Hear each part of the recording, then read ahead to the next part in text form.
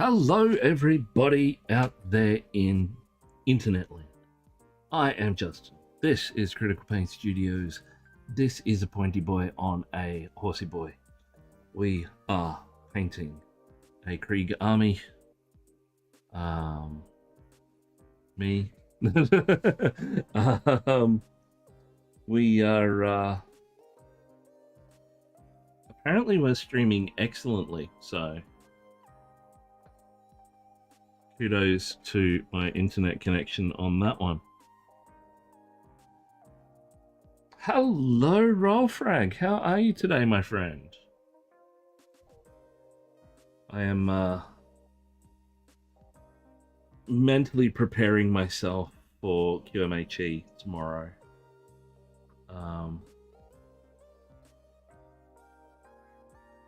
Everyone says that I'll do well, that I'll do well, that I'll do well, but I know that I'm going to mainly probably get silvers because the two people that I'm up against are extremely good at what they do.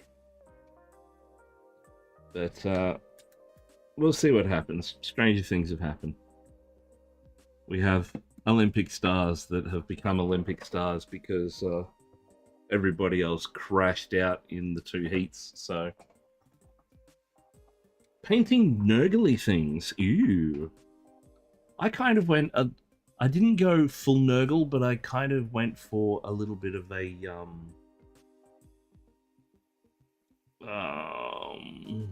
more organic look to this. I did some work on it today. I've updated the horse a little bit. I've done some vein work and I've added a bit more of a tint here and there. And I also have done a technique I use for skin sometimes. Posted my whip on Discord. Oh yes, yes, that one. Very impressive. I love the colors. I love the contrasting. I love the brightness. When I do Nurgle, I'm very, very torn. Because I like doing things that look realistic, but I love seeing what people do with that super saturation and that high contrast. I think it looks really, really cool. I want to try it, but the realistic part of my brain, or the part that sees the world as it is seen, won't let me. It's a bit of a conundrum. But I'm working on details today. So as you can see, I've done the base coat down here on our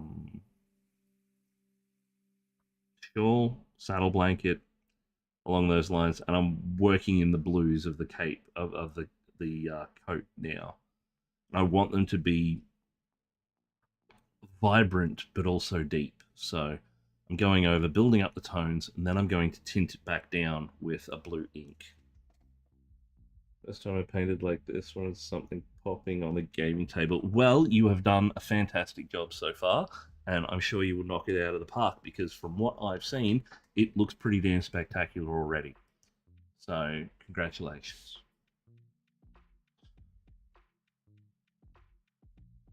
So, I'm gonna, without further ado, start punching up the color on this thing.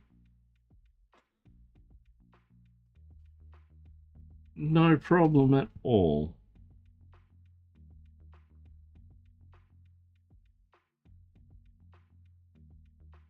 So I've just got a mixture of ultramarine and grey blue, I think it was, for this.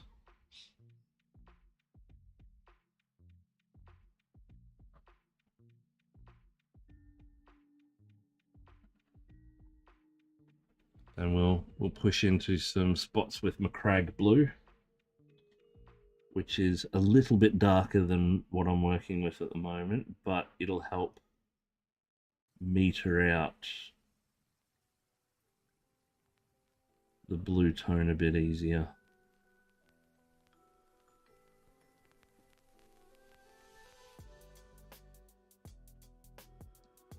Because we A, need to match in with the rest of our army, but B, need to make this guy look a bit special. Because he is the hero unit.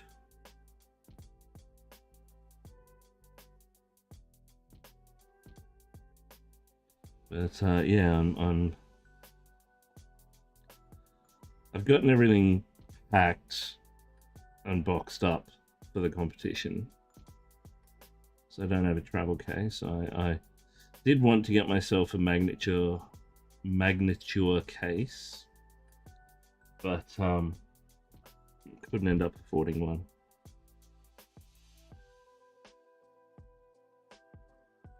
Maybe next time.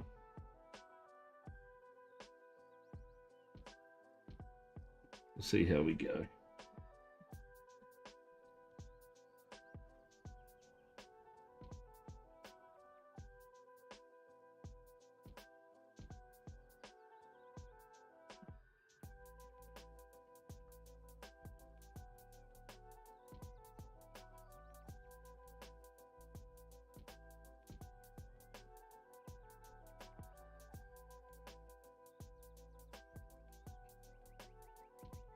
It's welcome aboard, everybody.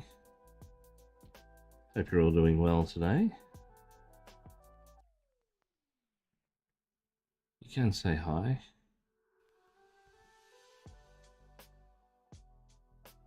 We'll be gentle.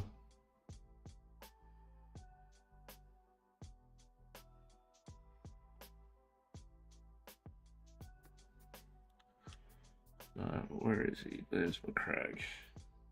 Now, McCrag is a it's an interesting blue. It's the main color of ultramarines. Oh, Necranium, good morning. Or good afternoon from here in Australia.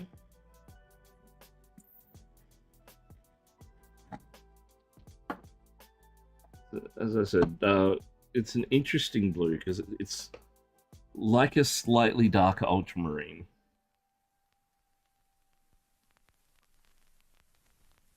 And we're going to be using primarily that as a mid-tone and a balancing color between our shadows and highlights, but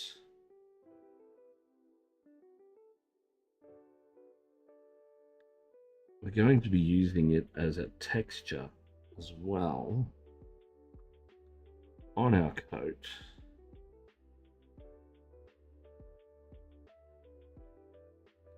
Which we're going to be building up with dots.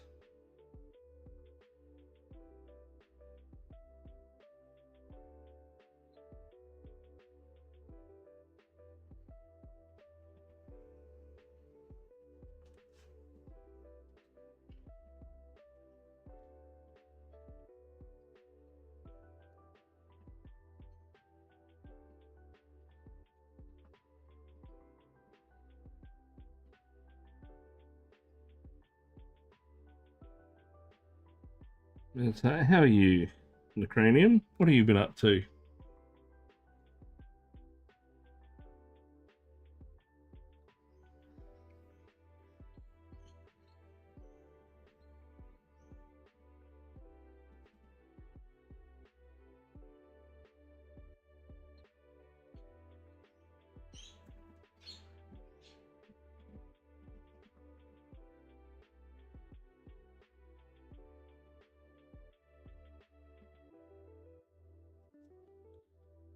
Been on holiday, taking care of sick family. Yeah.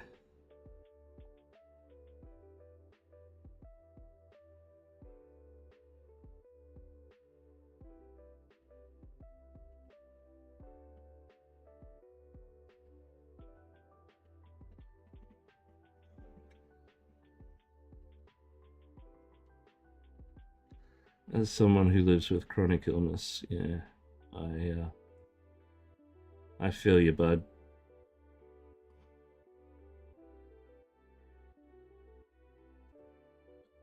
Now I joined an escalation league for Warhammer the Old World, so painting up my grey pile. Oh, nice.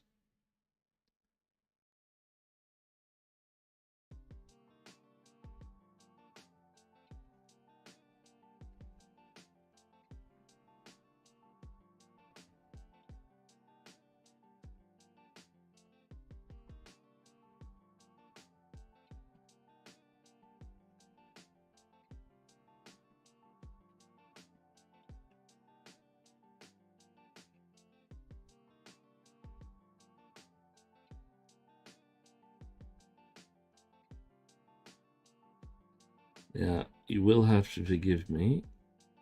I don't know what's going on, but I am dead tired. Like zombie tired. I hope I'm not pulling sick again.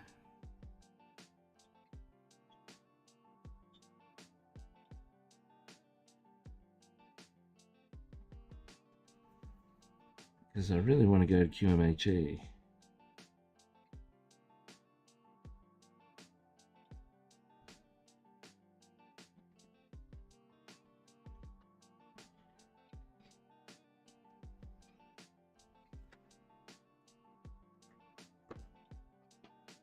Okay, so now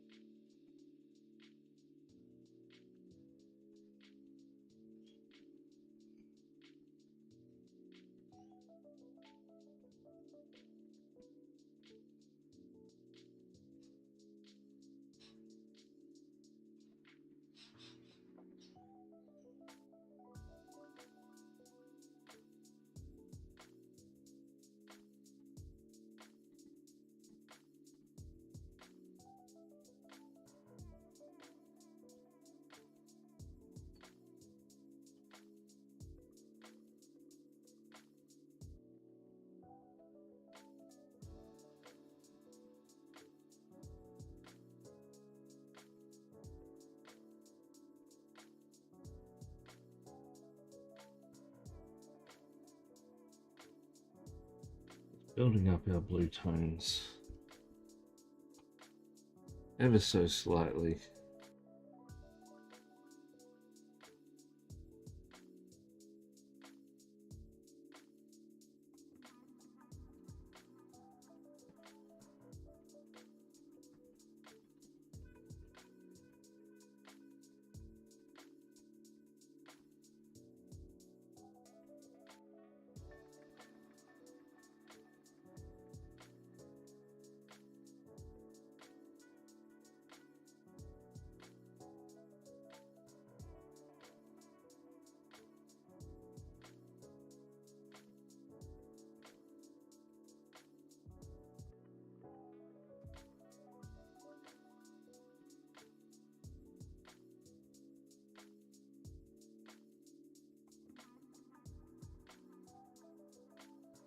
Just pulling up those highlights.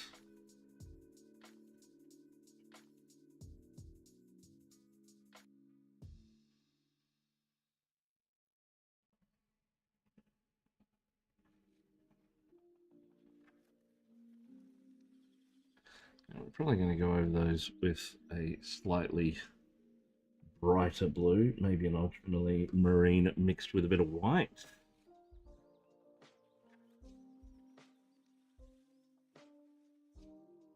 At this stage, we're just catching our middle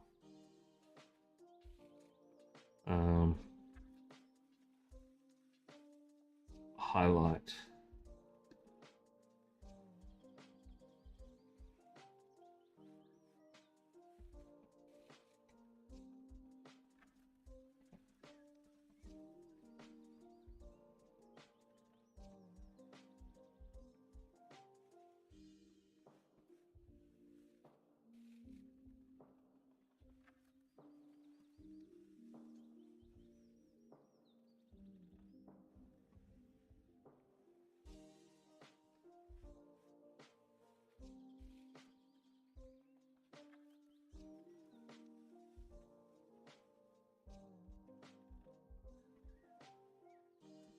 But funnily enough, after speaking yesterday about Golden Maple and all the garbage that they've been up to, guess who emailed me after stream last night? Hi, just checking to see if you were going to continue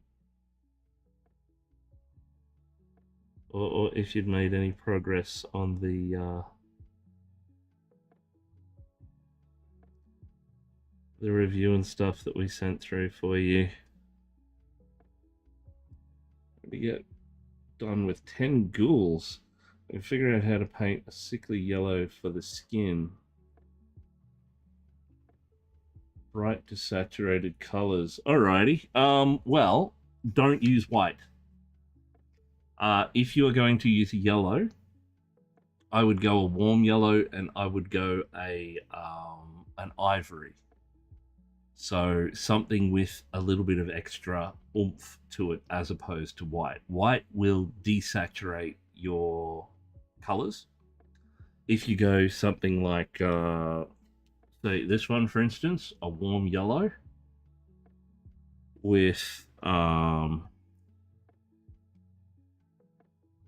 ivory, and you mix in just the tiniest touch of green,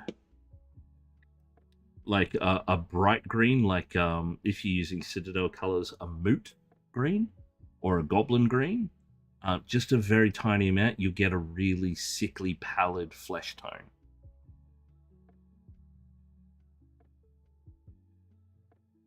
So like, give me 2 seconds. That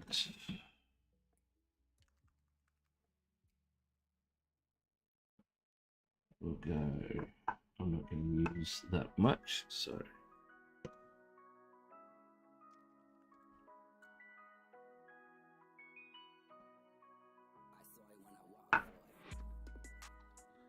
And then green.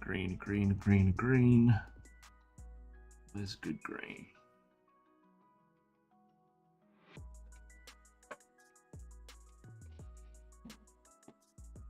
There we go. Bright punchy green. So this is a Radi green from Scale Color that I'll be mixing in. But it's going to be like a tiny amount. Oh, that's not shaken up. Give me a second.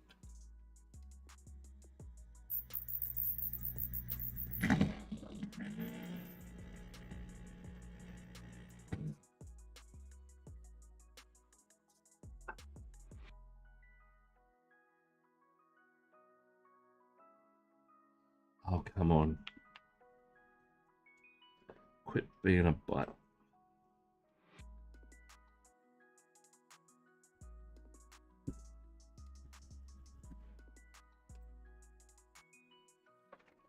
I just need to shake this a wee bit more violently.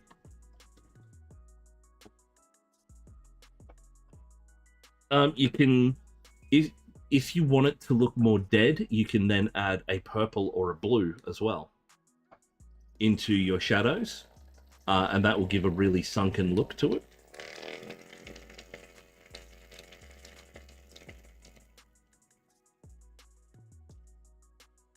Should be enough.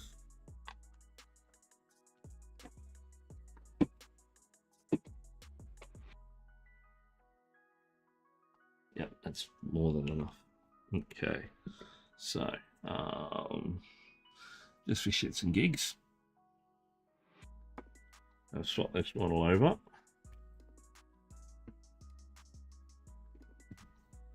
Swap over to one that I prepared earlier. This is the one I did the face demo on not too long ago. So we start off.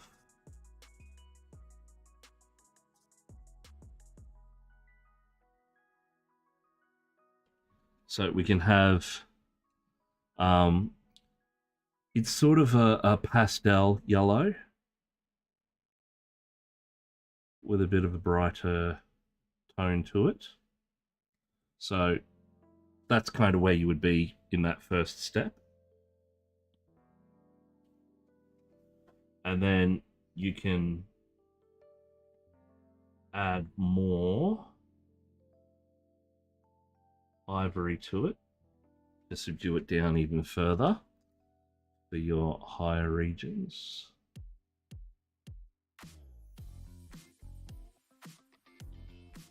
Which isn't really showing up. There we go. Then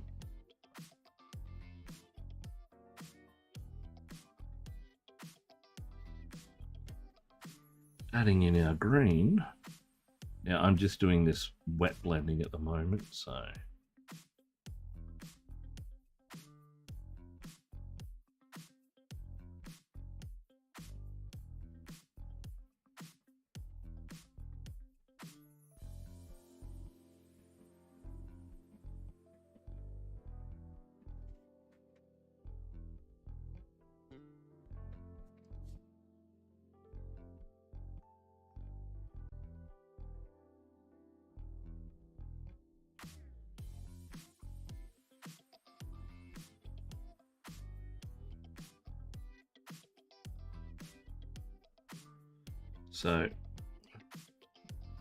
already starting to get that sort of pallid texture, and then just continue on adding in more cream, which will then bring up your tone a little bit further.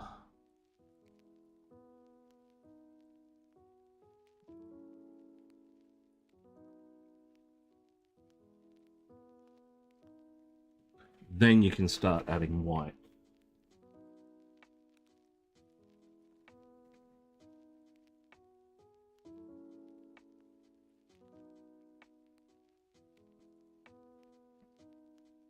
Especially where your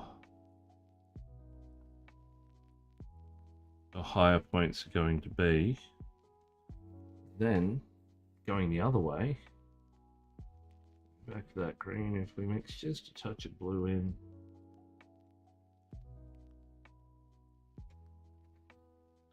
we can start bringing up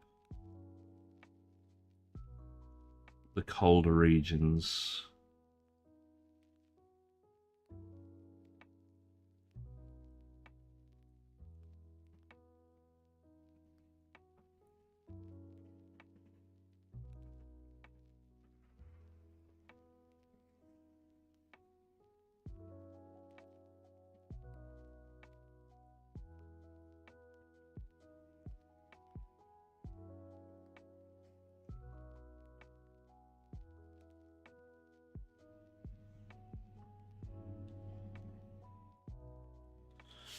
Sometimes, like, having the limitations of a palette can really benefit various styles of what you're going for also.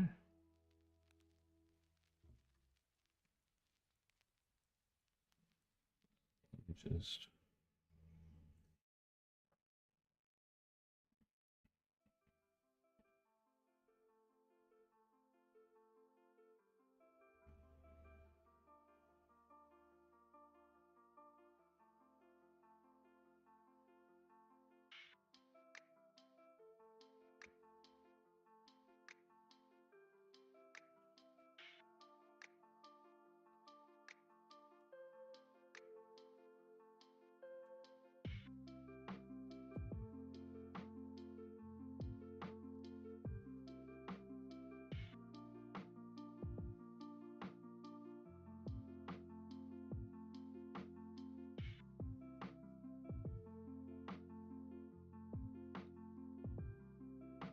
I'm doing this with no plan whatsoever.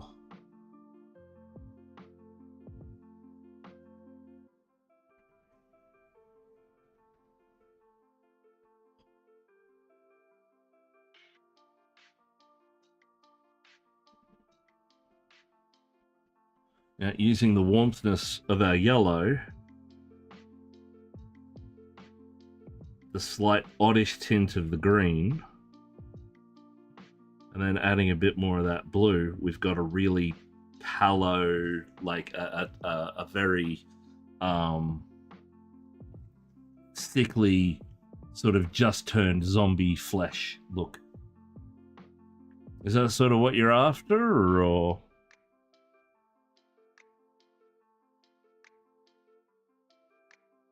Like, if I pull that down even further again with the white tone,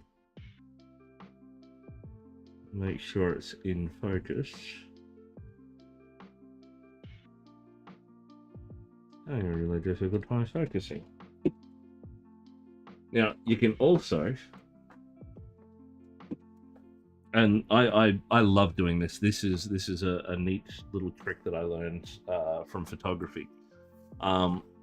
Digital cameras have sort of a setting that blocks out certain luminosity aspects.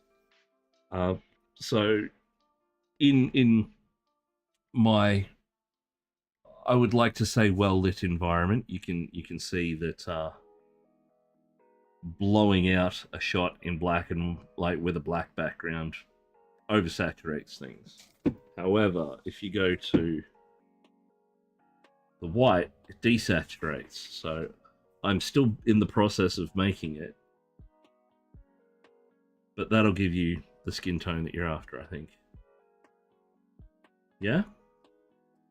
Oh, that was spot on. Oh, there we go.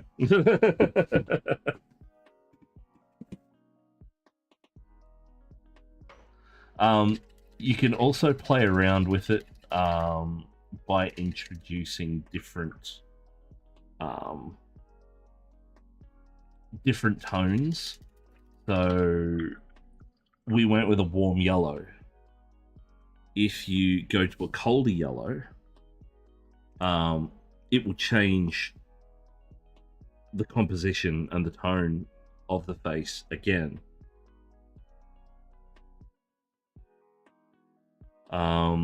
If you add in red, like if we were to add in, like right now, as an example, where'd that brush go? I've got some magenta here. I get just the tiniest amount of it, turn it into a tint. We can then bring this face back to life, essentially. So, heat maps, nose, center frame forehead, and eyebrows, cheeks.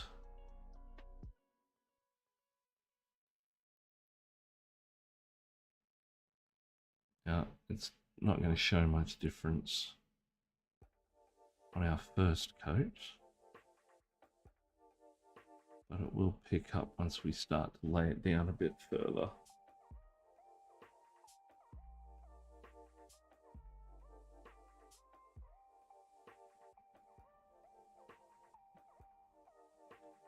It's all about color theory.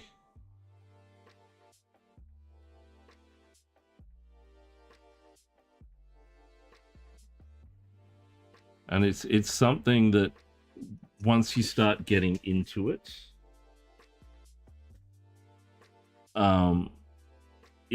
it's something that you can practice every day.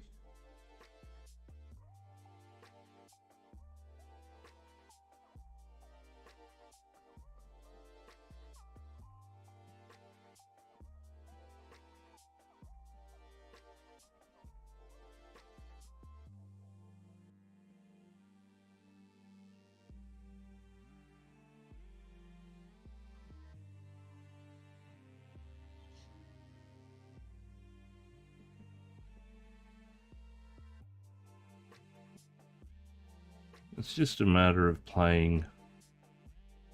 I like having an academic bust like this kicking around, so you can already start to see the tonal difference and the shift just in adding two very light tints of red. It's sort of brought more life back to that face. She's still a bit sickly looking because of the greens, but we can actually emulate oil painting in that, or because of that, I should say, not in that. So if we then go for like a little tint of skin, yeah, this skin's going to be quite heavy, so I'm going to thin it down.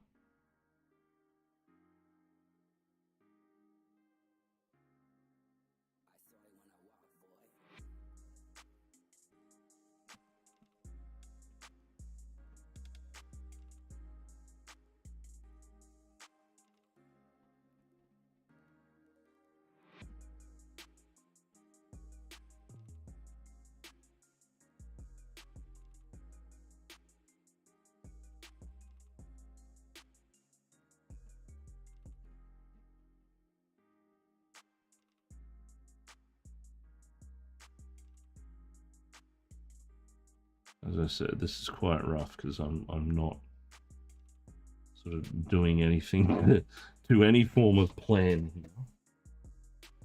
It's just sort of happening.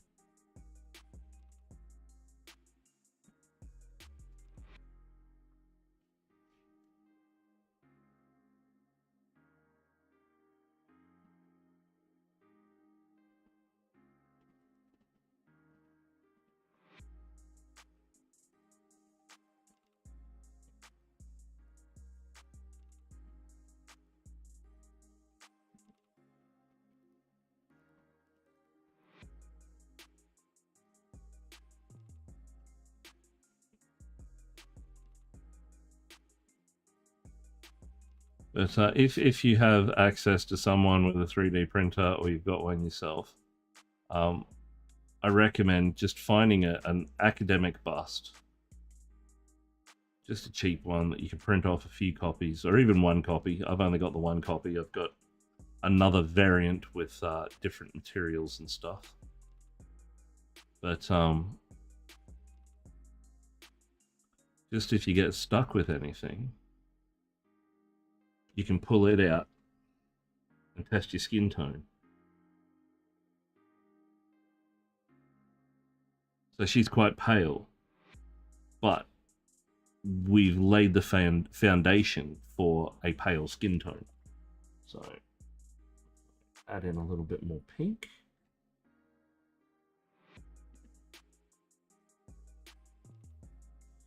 And give her a bit more life. Mainly concentrating on the warmer areas of the face. So nose, cheek, corners of the lips.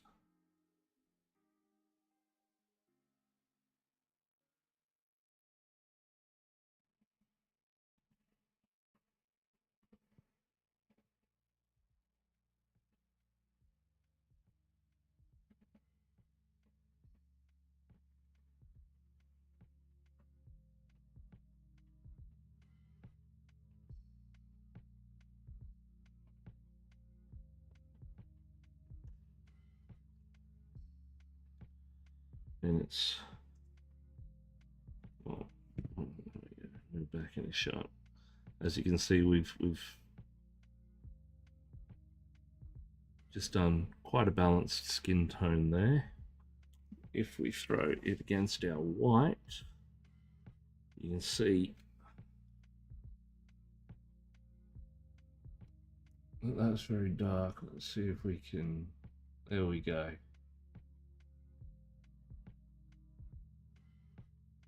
Gives you an almost classic oily, like oil painted look to the skin.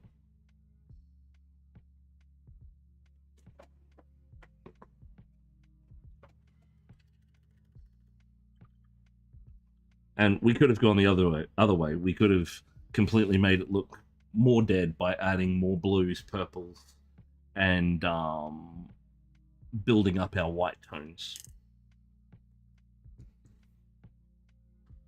But I hope that helps.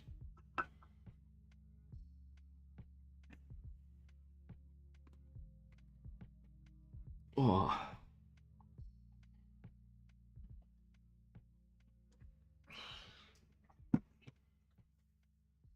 Now, where was I? Oh, yeah, these blues.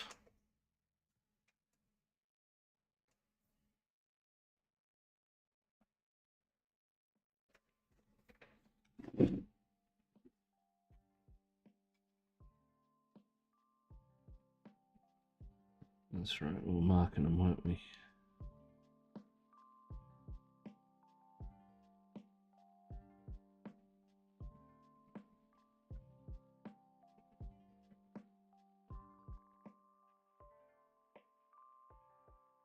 But if you want to recap that,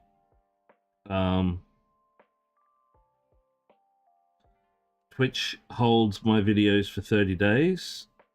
YouTube seems to hold them for a lot longer. I don't know if there is a cutoff on the YouTube videos,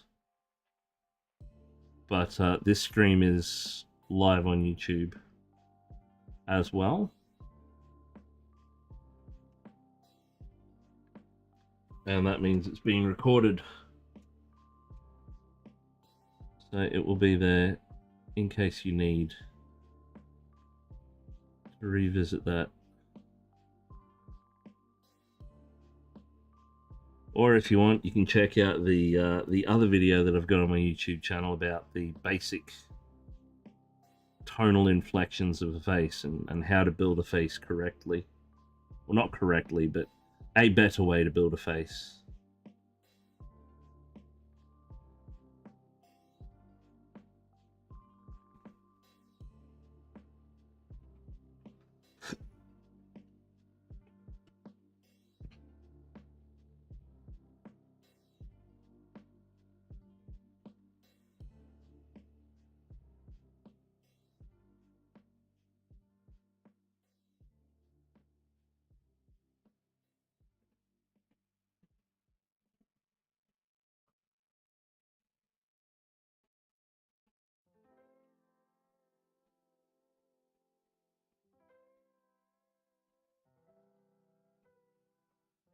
But yeah, I tend to value the importance of the color wheel more than anything else when painting, because there are multiple versions of the color wheel. Yes, there is a version I'm keenly interested in that I'd like to try,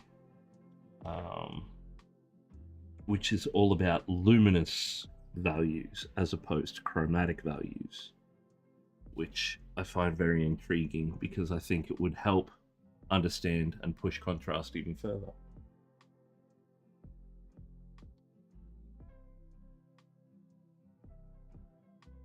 Oh, as the background for your like your wallpaper on your screen.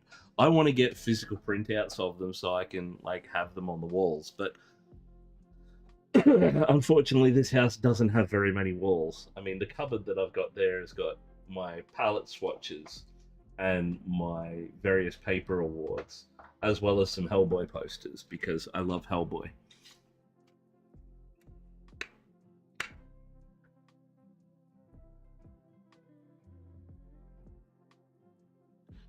Yeah.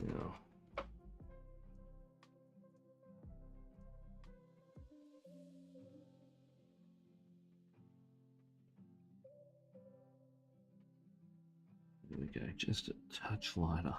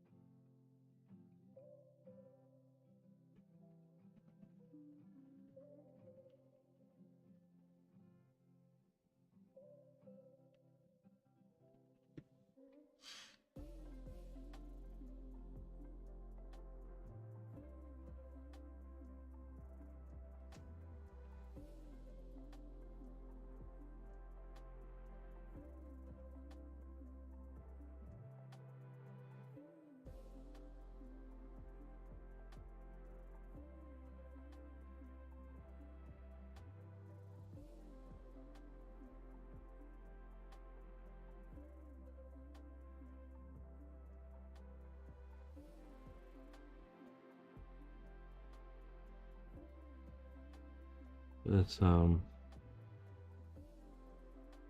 yeah, there's lots of different color wheels for lots of different purposes. And the predominant color wheel that is displayed everywhere is the chromatic one. Like, I've actually got two of them. I've got a little keychain hanging up here, and I've also got the red grass one there with the primary, tertiary, and secondary color systems on it.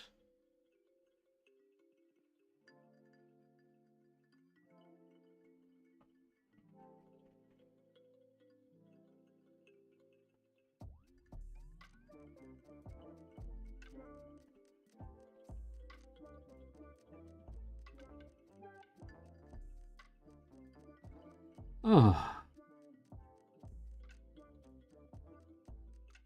the sleepies have got me today, folks.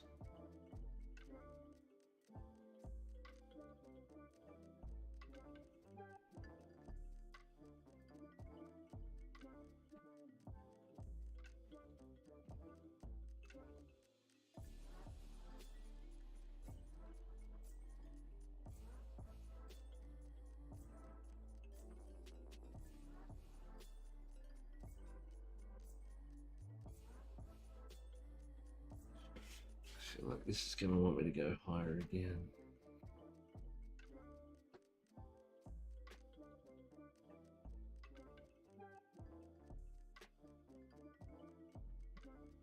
There we go.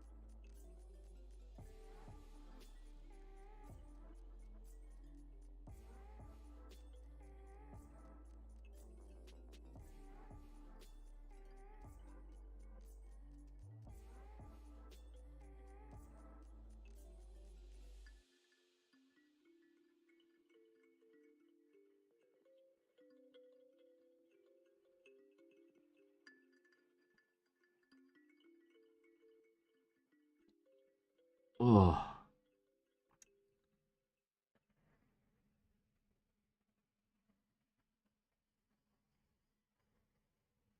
Been getting dizzy spells. Well, they come and go. I've got medication for them, but it only does so much. It doesn't sort of get rid of them. It only barely alleviates the symptoms.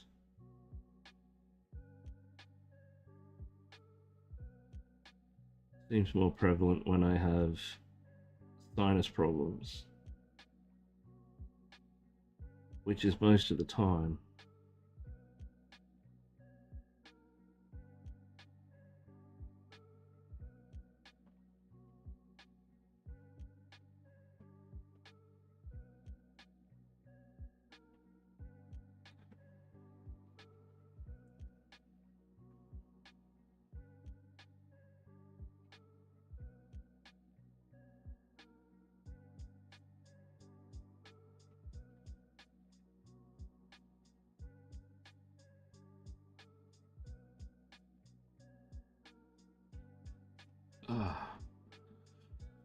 But the medication makes me quite tired.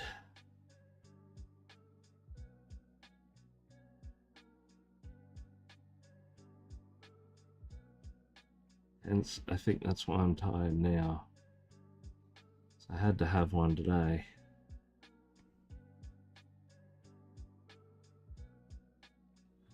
Okay.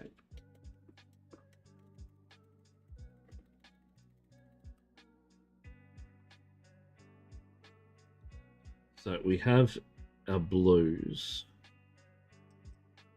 Now we're going to tint down.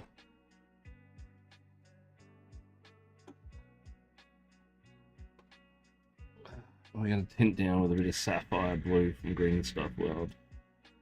I don't like using this stuff, but it is a very sort of vibrant blue tint when it's mixed correctly and watered down correctly.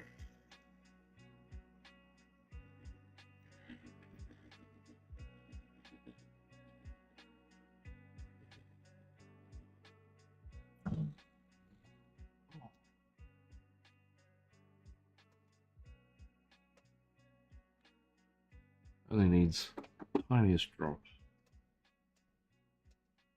Most of the heavy lifting is done.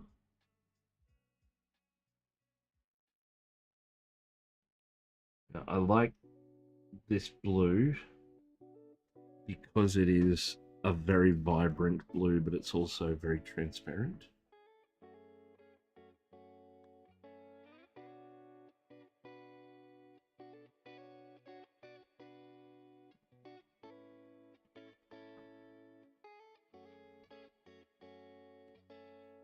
So it'll pull up the blue tone while still maintaining all that highlighting and stuff that we've done underneath. But it'll almost wash.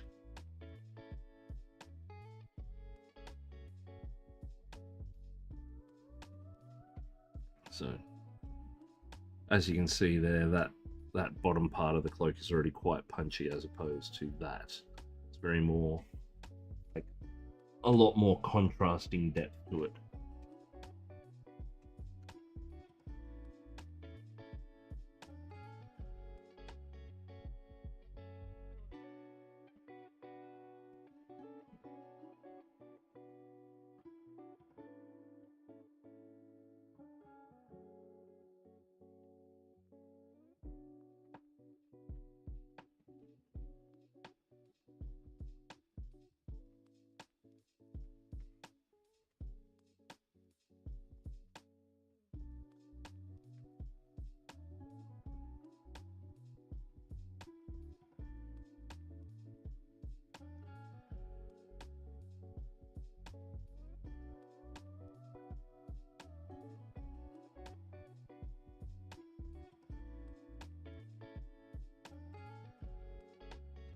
But yeah, Necronian, if you ever need any help, just reach out. You can reach out via Instagram or on the Discord,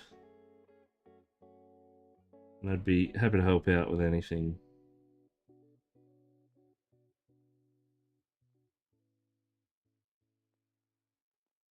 'Cause that's what I'm here for.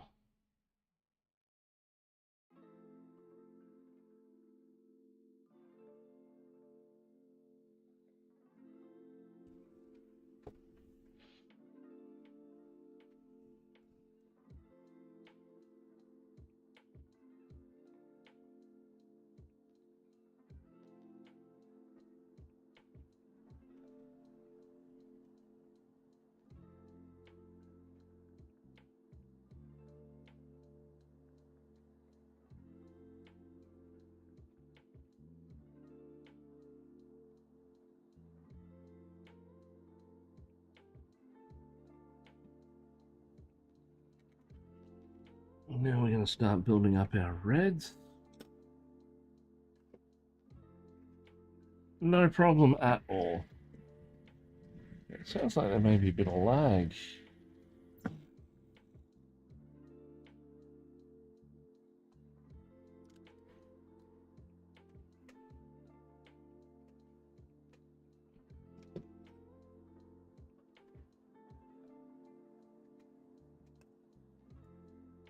Just want to brush over.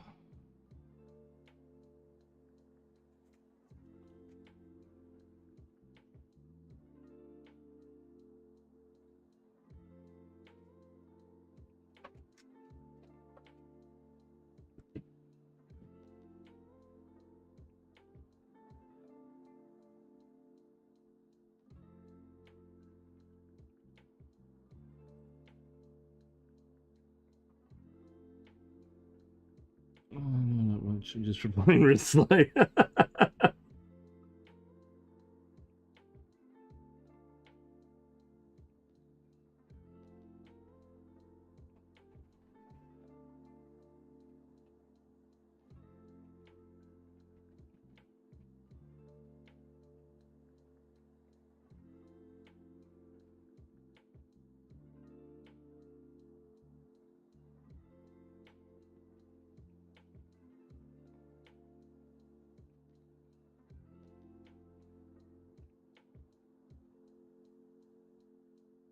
That's all right. It's Friday.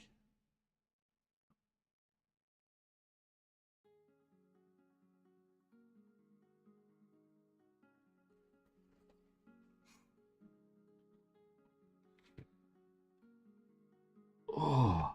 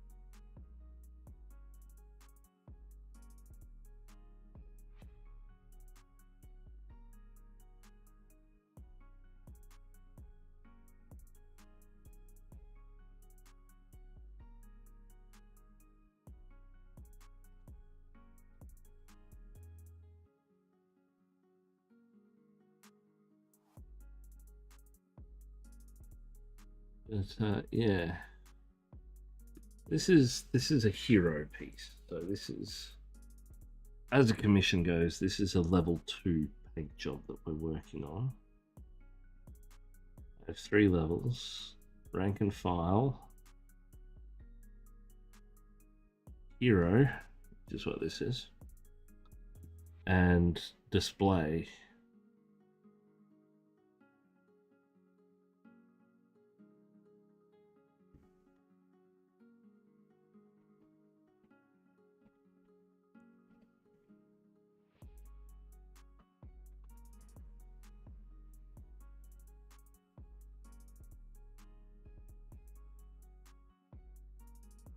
So I like my hero units to draw attention on the field, and that's what we're going to be working towards with the Lord Marshal here.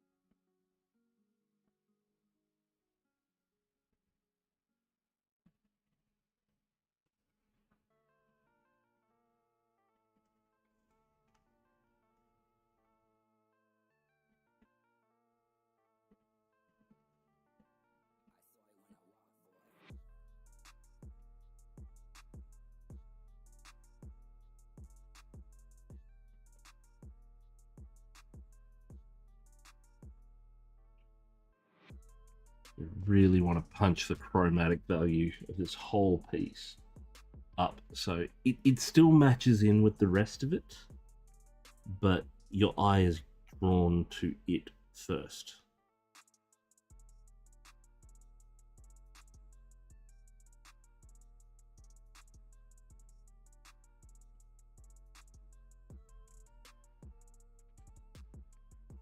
We can achieve this by pushing the contrast a wee bit higher than we have across the rest of the army.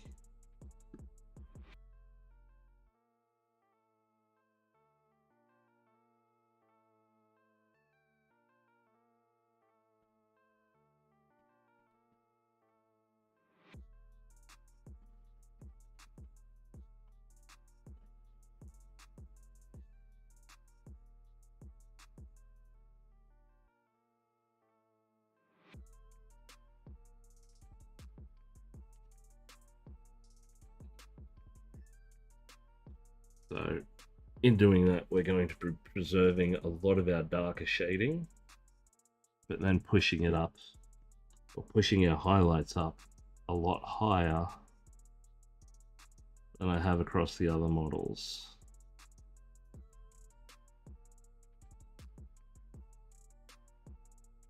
And one of the ways we can do this is the El Miniaturista technique of adding a white and then tinting over the top of that with our highlight color, or we can employ something a little bit different and push in some fluorescent colors, which will push up those values even further again, and you don't risk getting lost in saturation, oversaturation, and muddying out the tone with white. So we just started with mahogany, moved into burnt red,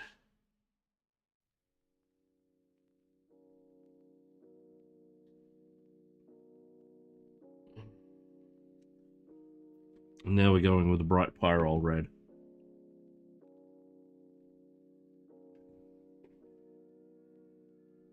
Now we're going to mix the pyrrole and the burnt together as a mid-tone of the two,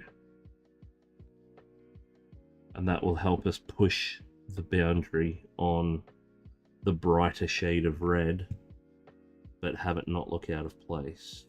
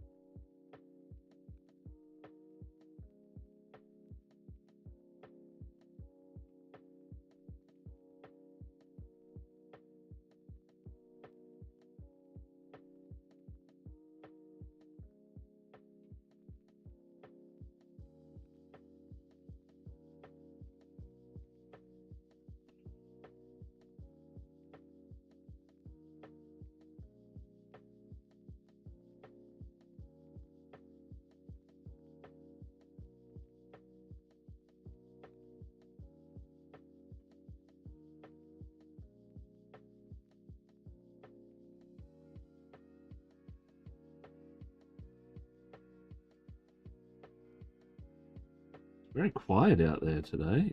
So not a lot of people on Twitch or something.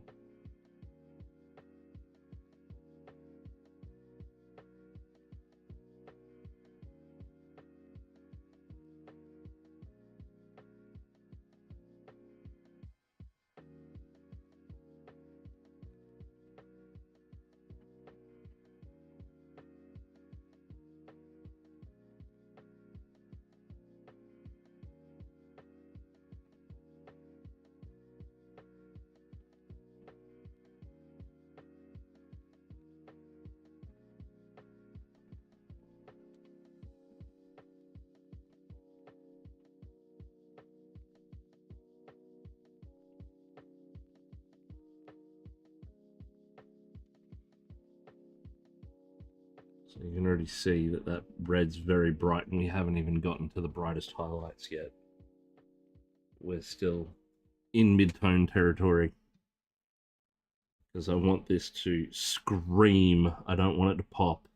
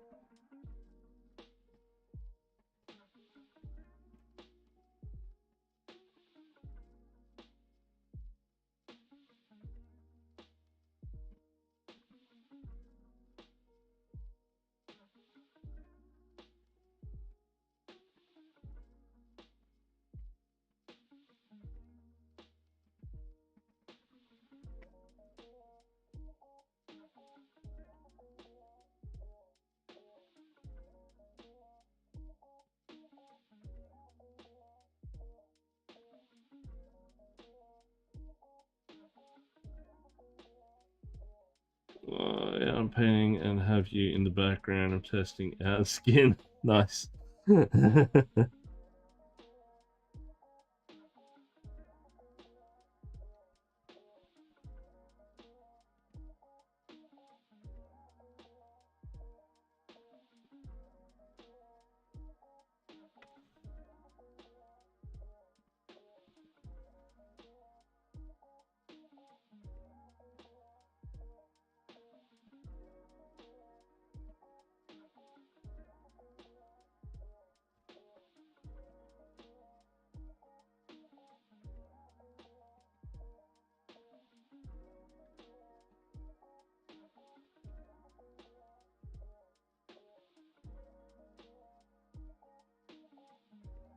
So when it comes to colors and color wheel and stuff like we were talking about earlier, I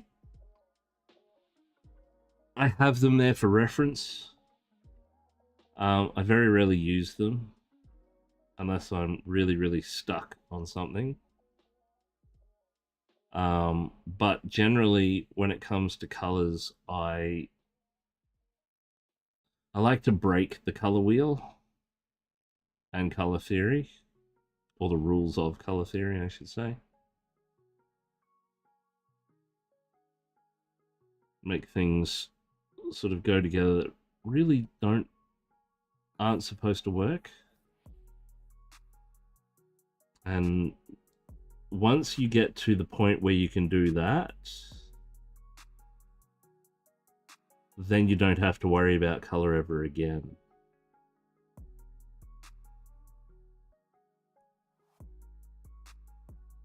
Like, it literally becomes muscle memory.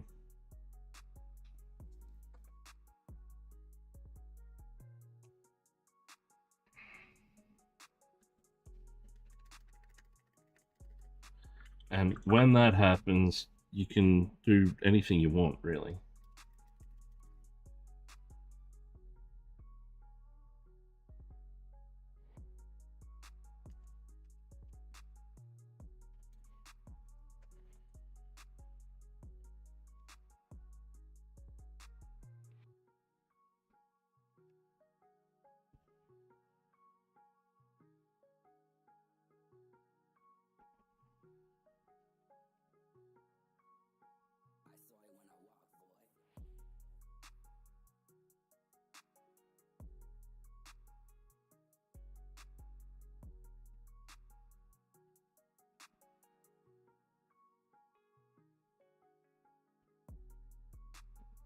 For me, color theory is there to be broken. I know that sounds counterintuitive. Color theory is how the world is put together. But it's really not. Perception of the world.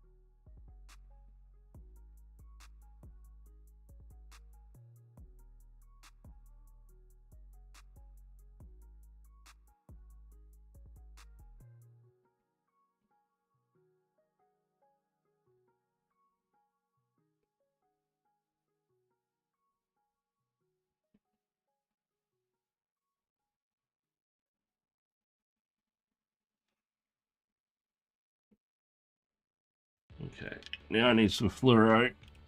Oh, where is it?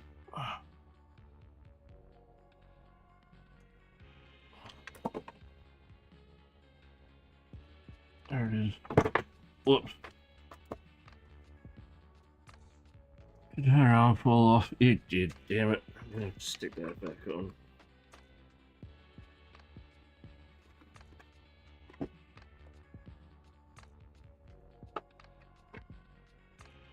Oh.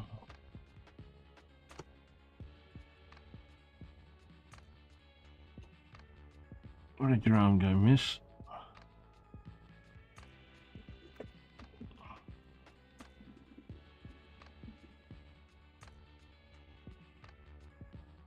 Where did your arm go?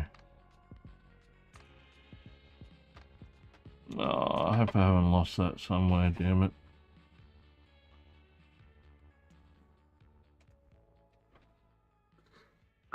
There it is.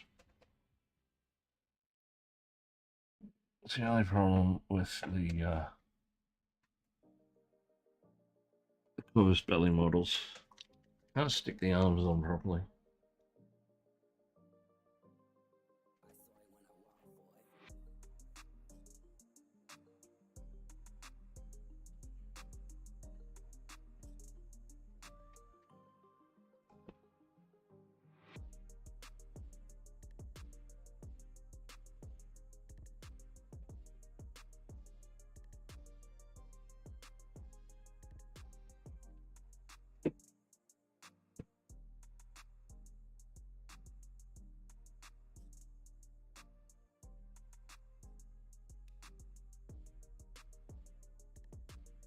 Adding just a little bit of neon red now.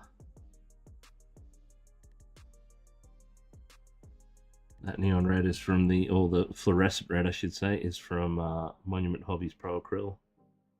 The fluorescence box. Which is a very cool little box if you really want to punch chroma values up. Does have a limited number of colors, but those colors are probably the only ones that you will need.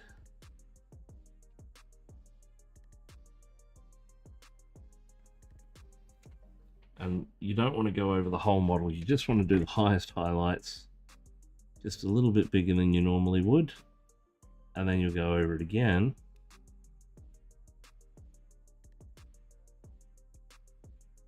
With more of the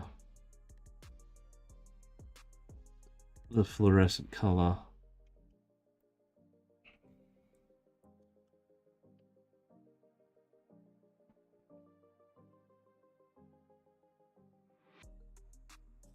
It just punches up a little bit higher. So, as you can see. really rich and vibrant red happening there now. And that's what it was before. That's what it is now. It's only tiny, but that's all you need. Make it stand out without overthrowing A, the color scheme, and B, everything else on the table.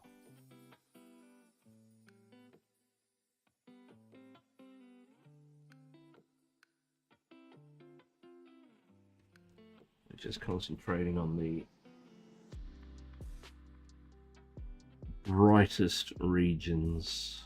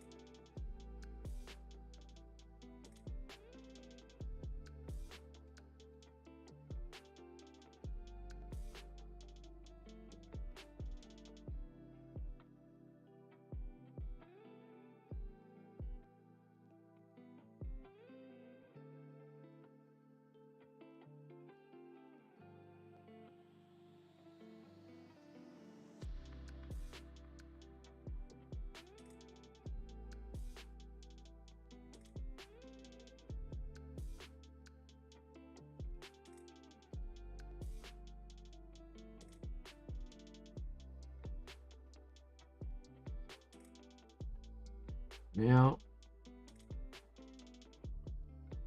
more of the fluorescent. Still not even cleaning off the brush, so we've still got a bit of that pyrrole red. Now we just do the highest highlights and edges.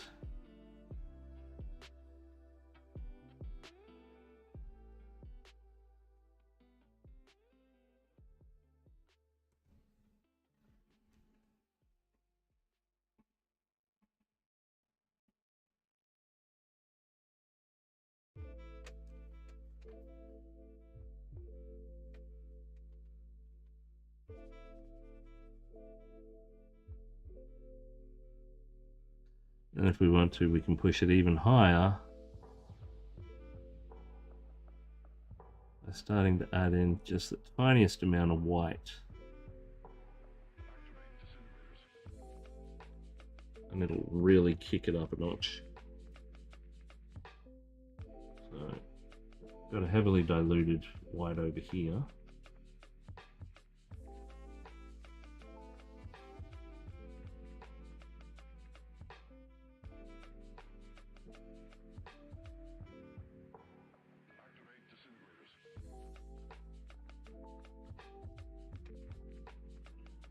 Which is kind of bordering on now a brightish fluorescent pink.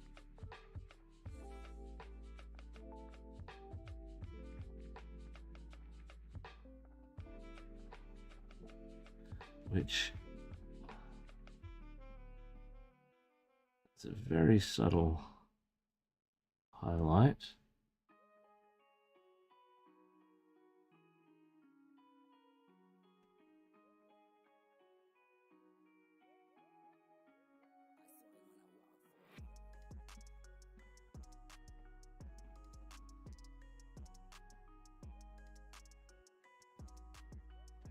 And then if we want to add shine, we can do that by just using white. Because this ribbon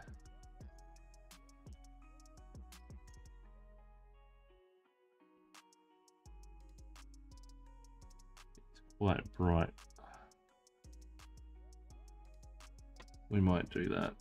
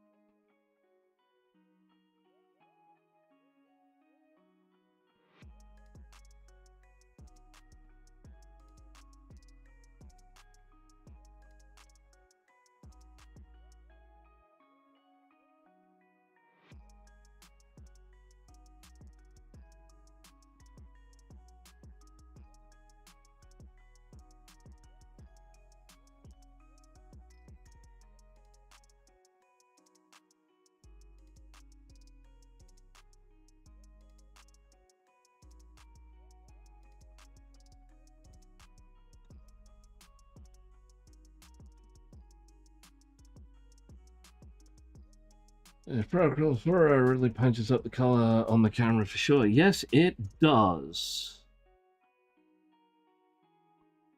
It's a one of their signature box sets, but it's a signature box set by Procol themselves, and it's called Fluorescence. And you can see it's given us a really iridescent pop to our red. On the other side there as well. Now, it's not like the one in the picture. The one in the picture obviously doesn't have fluorescence in it, so they've substituted in oranges and yellows to help punch up the luminosity.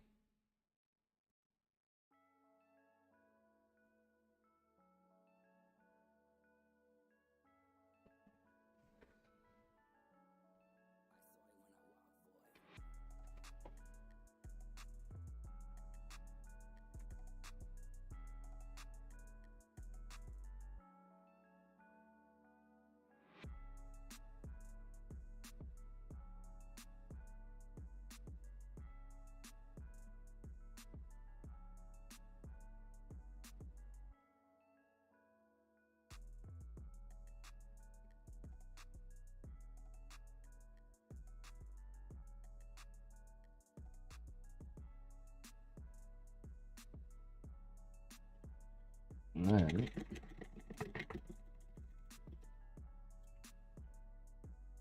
because I'm an absolute madman, we're going to do a bit of white.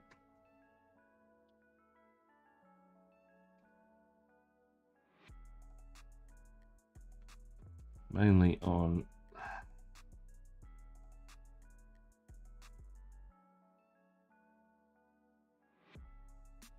our ribbon.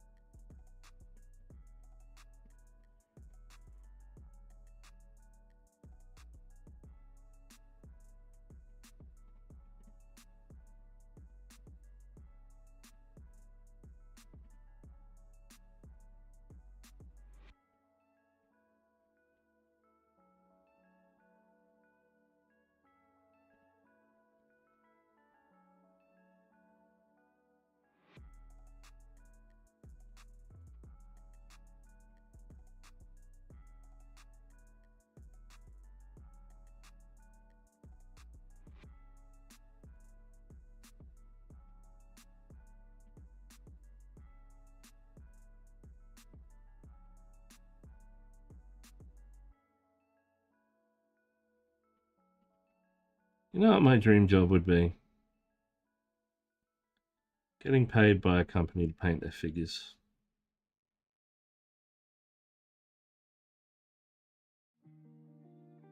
Just every month or whatever.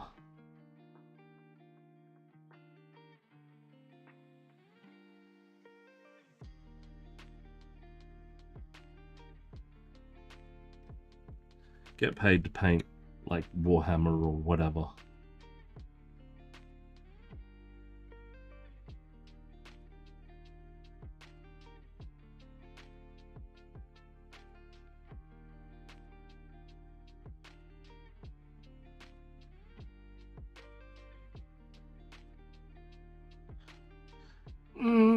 Studio, but not commission. So studio, as in, like this is this month's release. Paint up the box art kind of thing, and then that piece would be displayed in a shelf that people can look at. But that kind of gig is Slayer Sword winning material. That one, unfortunately.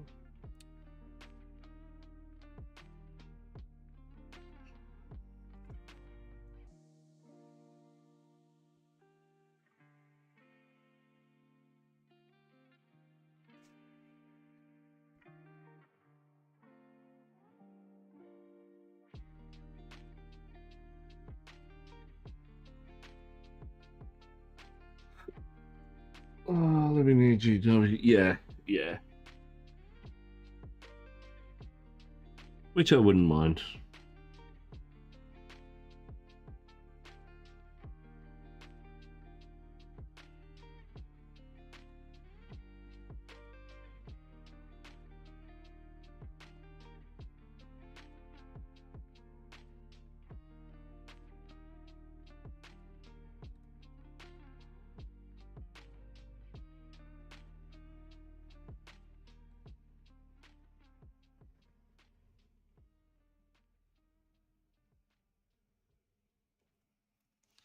Although I don't think the money would be that fantastic.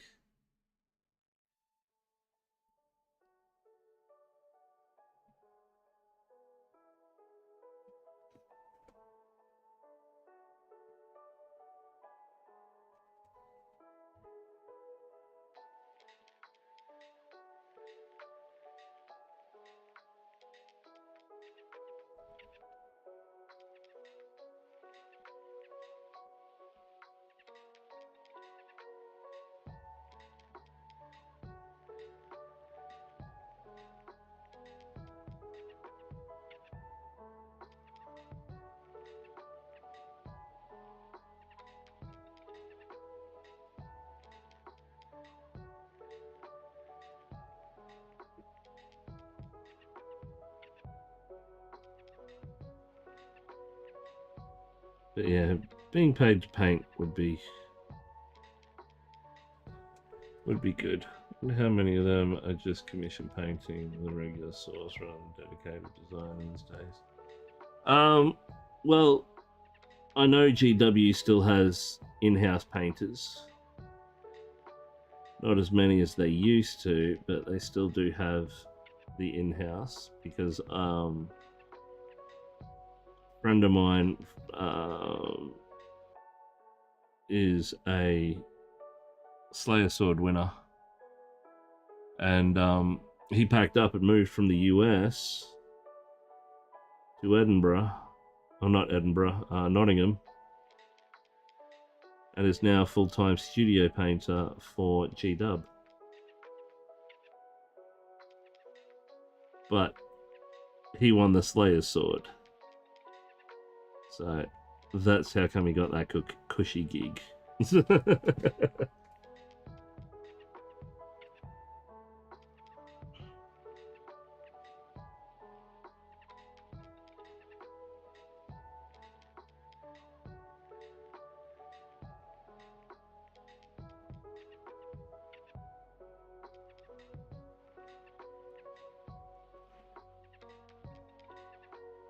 He went from winning the Slayer Sword at Adepticon to disappearing for a couple of months and then reappearing as a dedicated GW painter. Probably not as many as you would think because of all the other aspects of Warhammer. There's all the other different factions and what have you.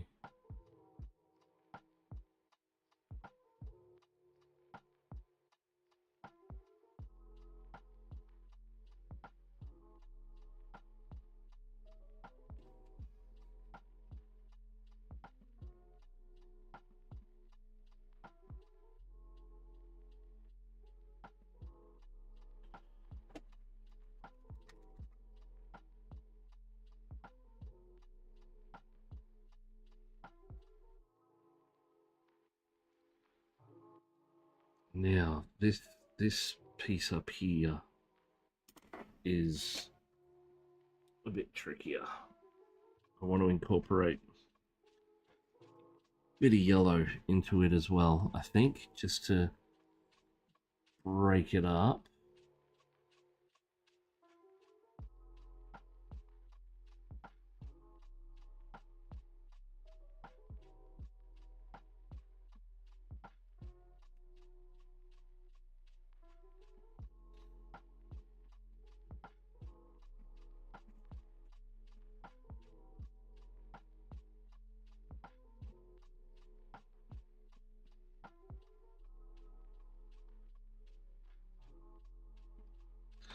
But yeah, chances of me winning a golden demon or a slayer sword are non-existent. It's not going to happen. So I'll just have to do commission painting. I mean, I've got something in the works that I hope pans out.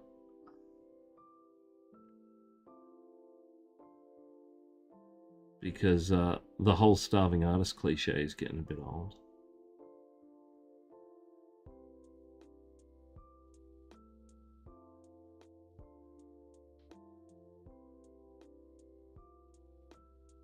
We didn't win the Marta Mount Tambourine Dream Home, much to my disgust.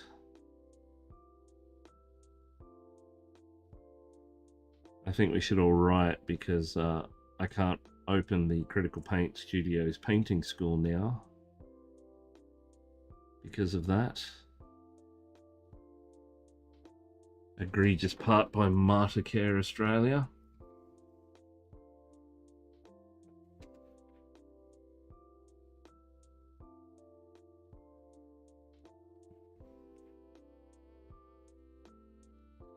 I had big plans for that place. That 3-bay garage was mine. I was going to have a big sign out the front. It was going to be broken up into 3 or 4 sections. I'd have my online component, like studio. I'd have classroom with full AV. Be all set up for, I don't know, 20 students, 30 students. And then I would have my woodworking and 3D printing workshops.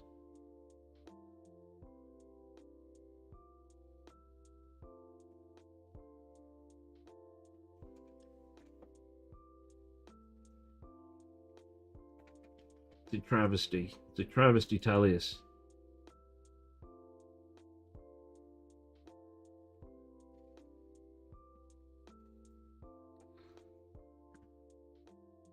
They're depriving the world of an art school designed for miniature painting.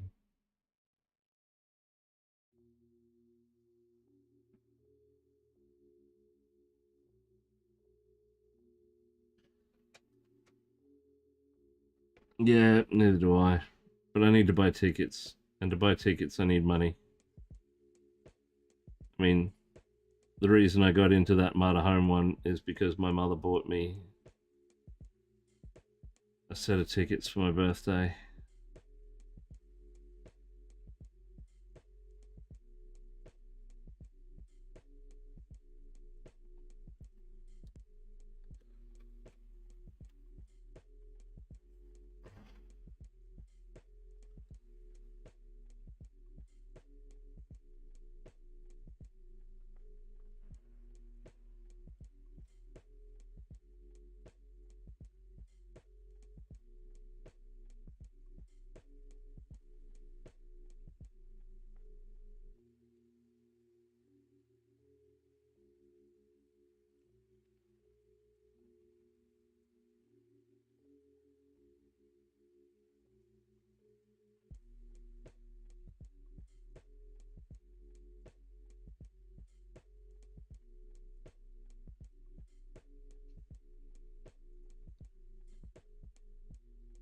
But as Shannon Knoll said, what about me?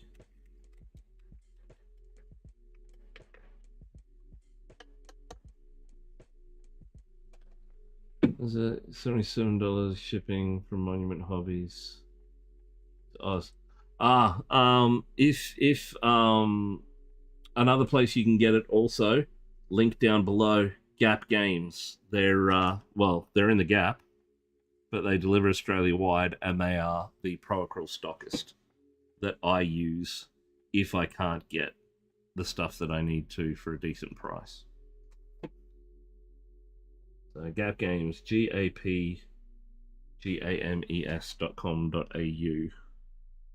And I also have an affiliate thing with them, so there's a link down below for that. And I'm pretty sure they've got it.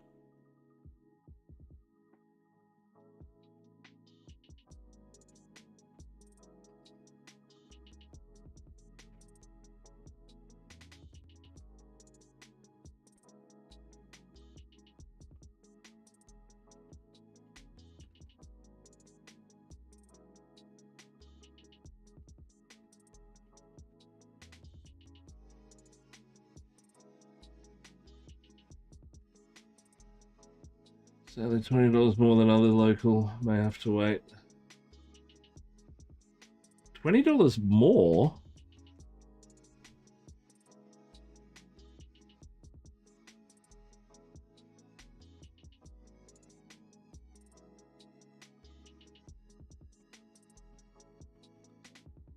That's a bit rough. That seems like an error to me, because they're usually one of the better price mobs.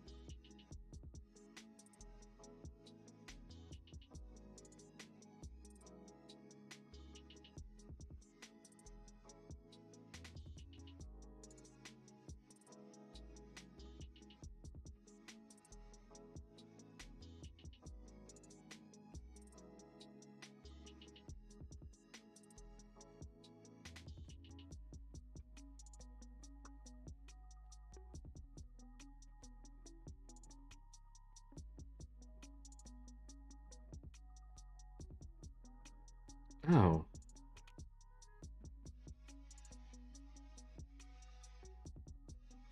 I have a splinter.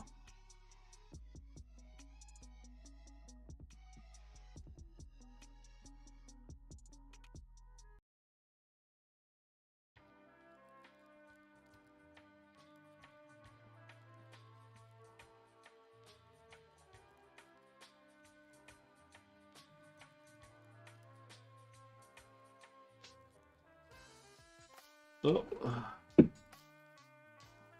Thought I turned that off. Be careful with Gameology. They tend to list stuff on their website and not have it in stock.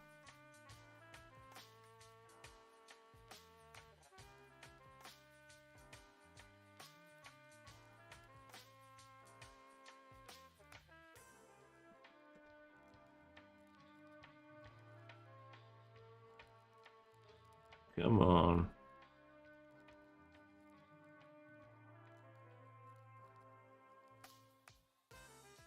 Interesting.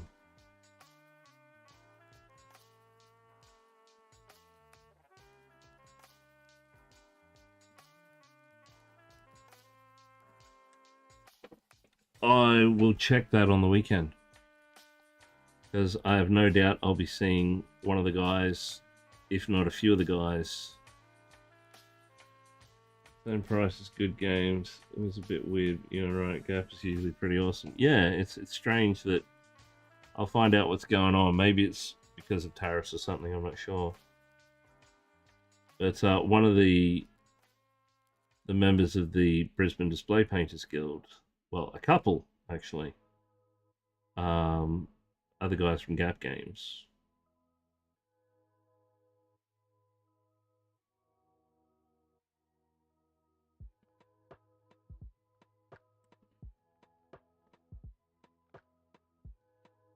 We work a little bit hand in hand with them.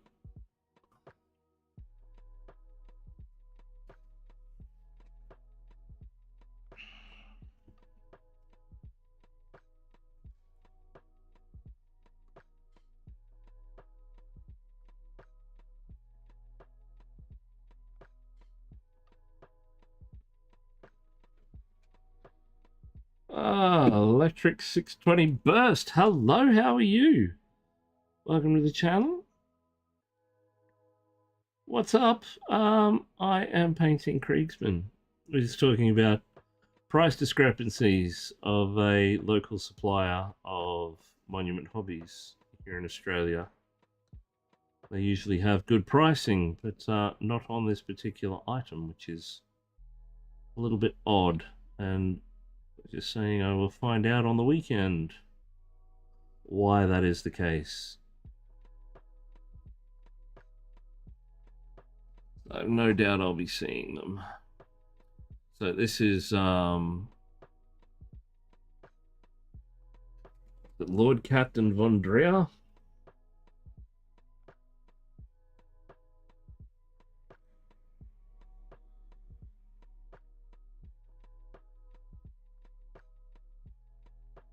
Krieg, Lord Marshal Dreer. Varnen Dreer, or whatever his name is. Painting this up as a commission. Doing pretty good. GW products in the US are priced egregiously. They are everywhere, my friend. Absolutely everywhere. It's shocking. Some of the sites here, it's strange. Warhammer charges, like, a brick and mortar Warhammer store will charge more for something that you can get cheaper at a third party stockist. Like usually 20 to 30, 20% cheaper in some instances, which is a bit ridiculous when you think about it.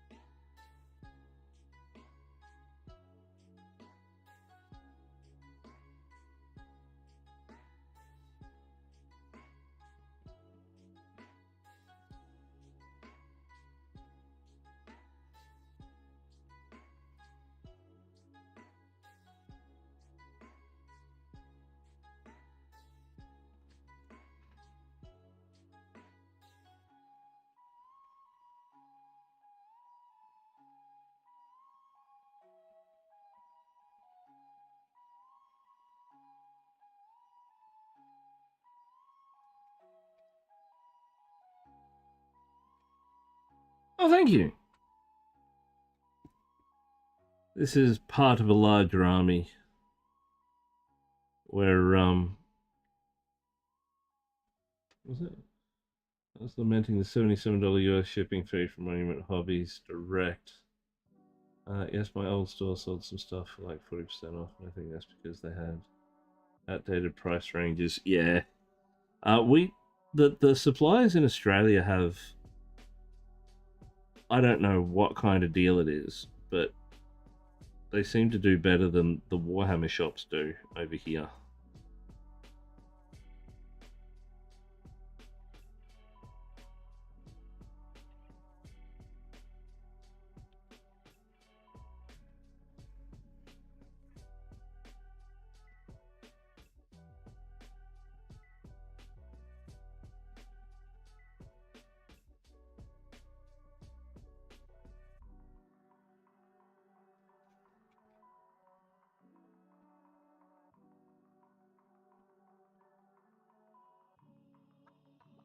Yeah, it's rough. Move him back so you can see him.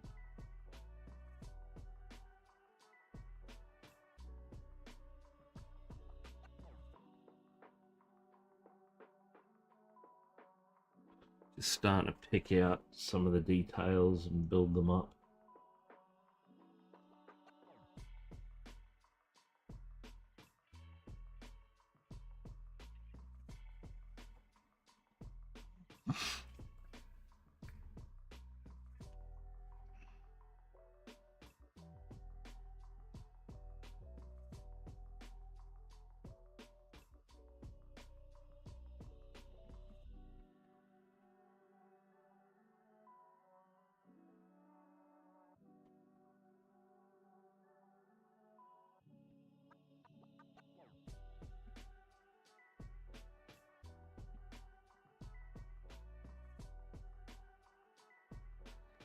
I'll tell you, I'm just sort of trying to chill my brain out at the moment because I've got painting competition tomorrow. I have to head kiddos has a concert for school in half an hour. Ah, tell them to break a leg.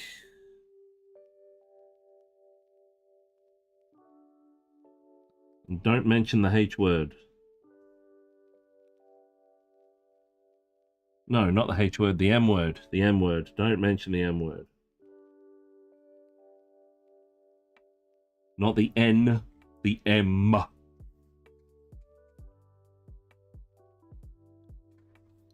Because it will doom any production, apparently.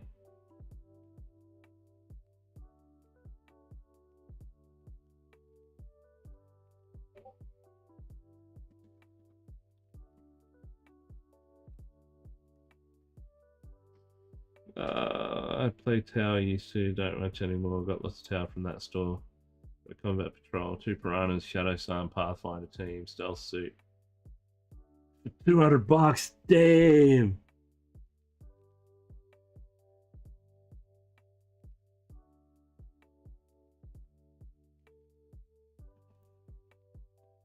I must admit, I like the Tower models. Those big mech suit things look really cool. They all have fish names, which I still don't comprehend properly.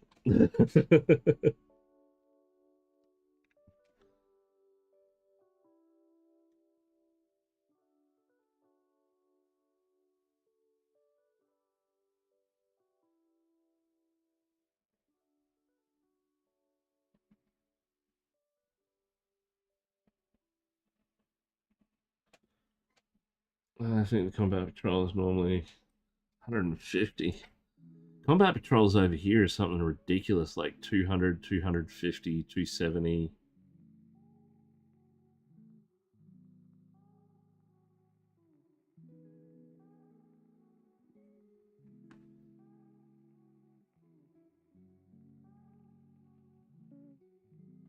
I don't play Warhammer. I paint Warhammer. I paint Warhammer for other people, but I don't play Warhammer. But having said that, I do have an army because I think that I should have an army at the very least if I'm going to be doing commission painting and stuff for people.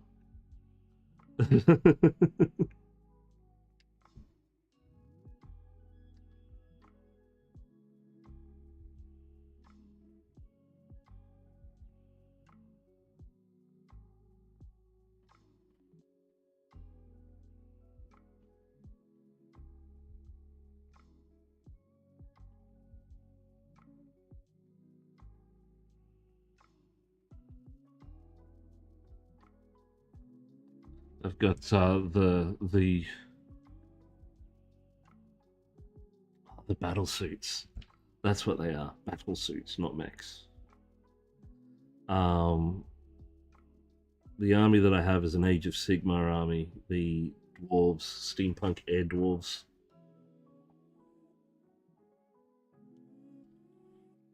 Adrian's brush. How are you? Welcome.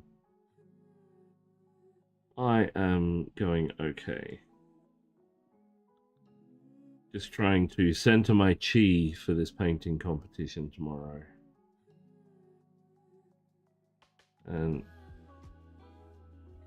not cause myself to flare like I normally do. I want to stream on Monday, considering I just got a Twitch payout this morning. So I should concentrate on making sure that I can stream. Ah, thank you. This is Lord Marshal Dreyer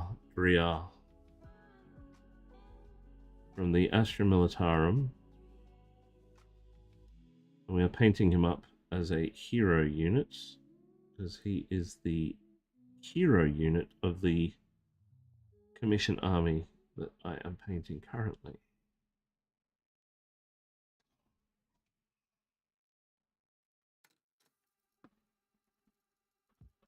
Just making sure our light's sitting right.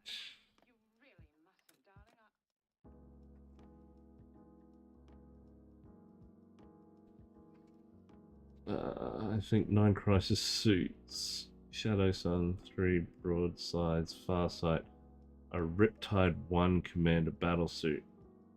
Maybe a few others. Damn. Oh, thank you. This is a this is how I build most of my reds up. I start off with mahogany. I then mix mahogany with burnt red. Then I mix, well, then I go burnt red. And then I mix burnt red and bright pyrrole red. Now, all of these are Monument Hobbies Pro Acryl colors. And then I mix in, like when I go to the pyrrole red just by itself, I'll then mix in a little bit of fluorescent red from the same range, and it gives you a very good contrast from a dark to a bright red. And you can push this even further again by adding a touch of white to it.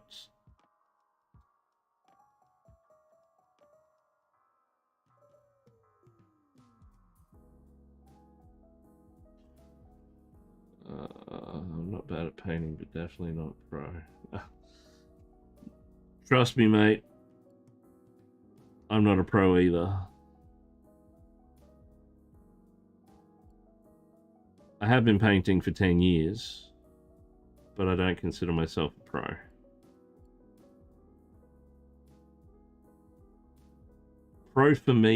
Pro level for me is winning national level competitions. So, let me just see.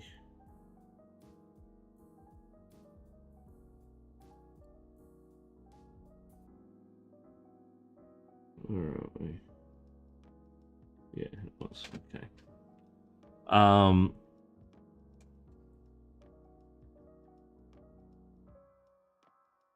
Do I know these guys? Do I know what guys? Paying for about a year. A bit more. I'm very new to the hobby. Oh, well, that's good. Well, I am here to help you on your painting journey. Because that is why I set up this Twitch channel. Do I know which guys, Tengri? Dalian Art and Spoon Handle. I know Spoon Handle. I don't know Dalian Art. But I do know Spoony.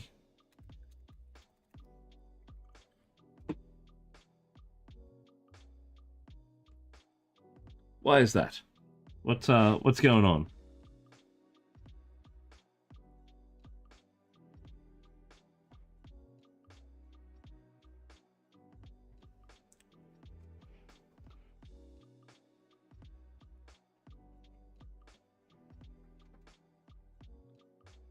You stream together? I don't know.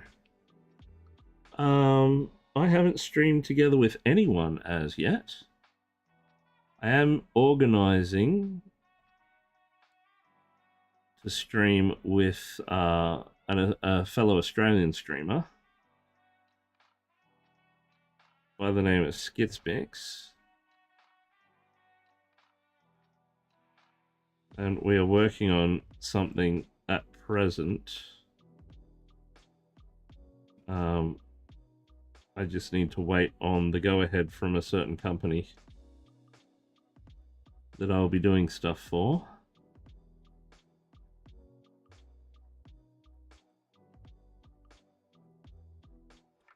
But yeah, I've never actually streamed with anyone. Battletech. Ah, Battletech's interesting. They've got some very cool models.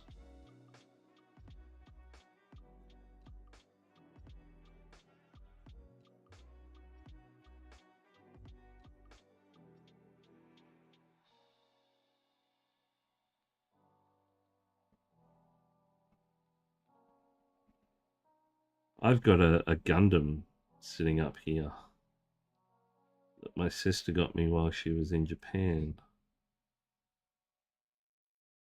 that I have yet to paint. Well, I've yet to assemble also. Love the lore for Battletech. I haven't really read much into it.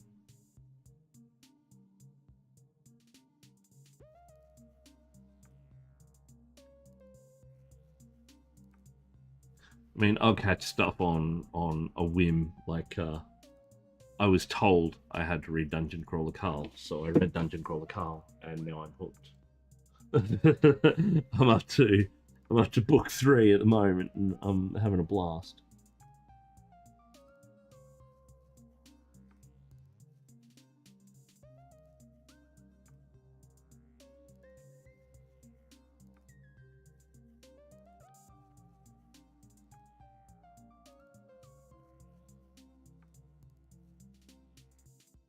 But before that, I was reading my way through the Warhammer books.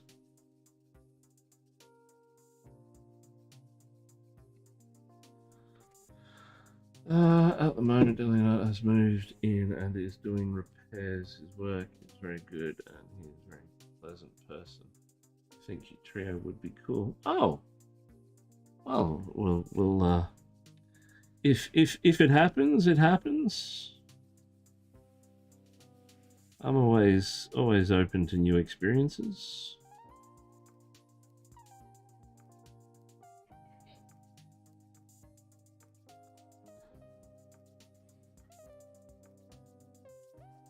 But yeah, Spoony drops in occasionally before streams and stuff, or before he starts streaming.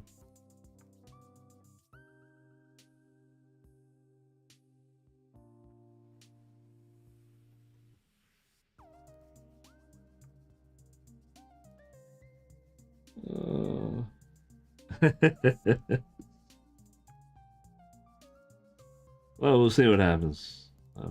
I can't promise anything because I don't know. The whole scheduling thing of me being in Australia on the other side of the planet.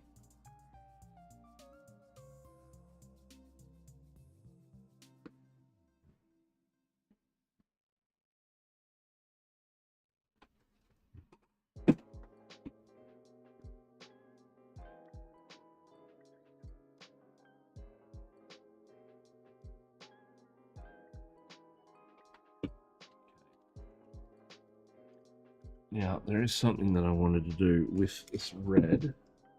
Just need to find it. There it is. Is this the one? Blood Angels, that's the one. When I'm building reds, I like to sort of layer and tint. Just to add sort of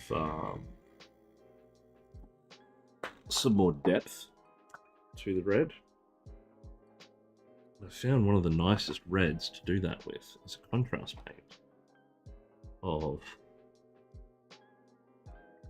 the Blood Angels red, because it's almost bordering on a maroon, but if tinted in just the right spots,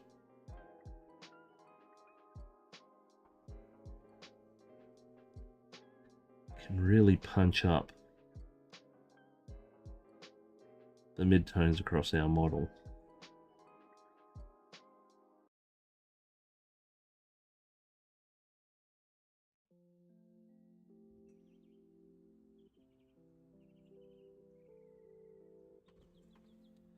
So like on the draping cloth here, we've got quite a bit of shadow from where I've let that mahogany sit. We go over it with this red, it'll give the red a bit more depth. Uh-oh. A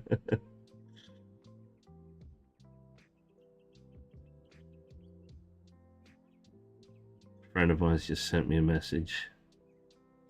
He's found something interesting.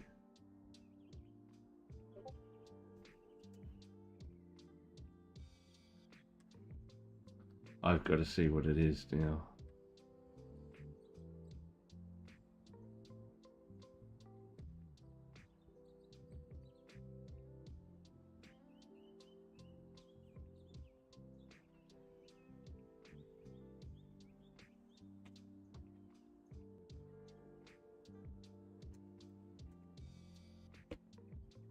Huh.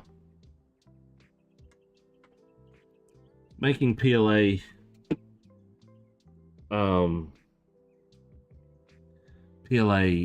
sticks for glue guns.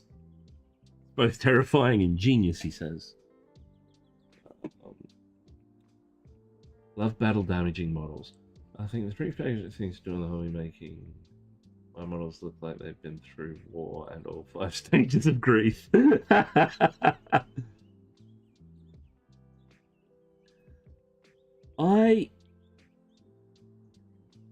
I was very much on the fence for a very long time in regards to damaging, like, battle damage.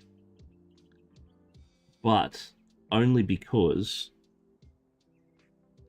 of a lot of the grim dark stuff that I've seen. And a lot of it is just, let's paint a model to not a great ability and then cover it in crap to hide the fact that we can't paint. That was my mentality towards grimdark for a very long time. Then I started studying it, and I found it so much more. And I'm still learning how to pull it off and do good grimdark. But yeah, I'm slowly learning to appreciate different ways of doing things.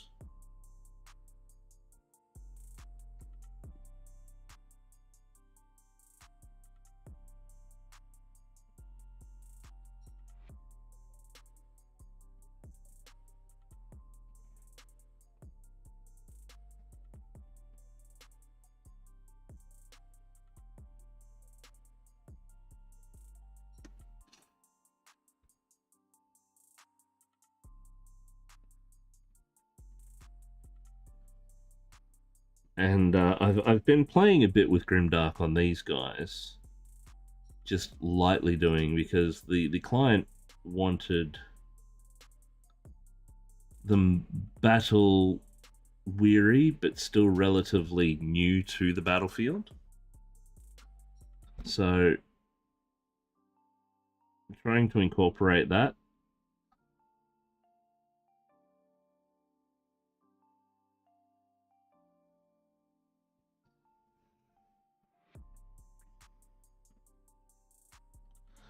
I admit when I've done a few lazy models and extremely well, it's still come out good because of other highest imperfections, making it feel like they're meant to be there.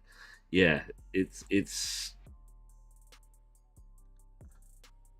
I like clean paintwork.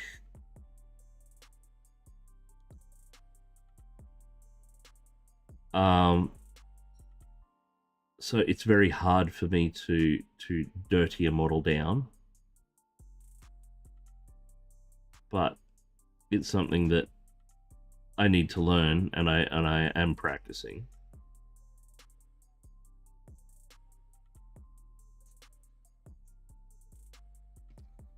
So yeah, hopefully I get proficient enough at it.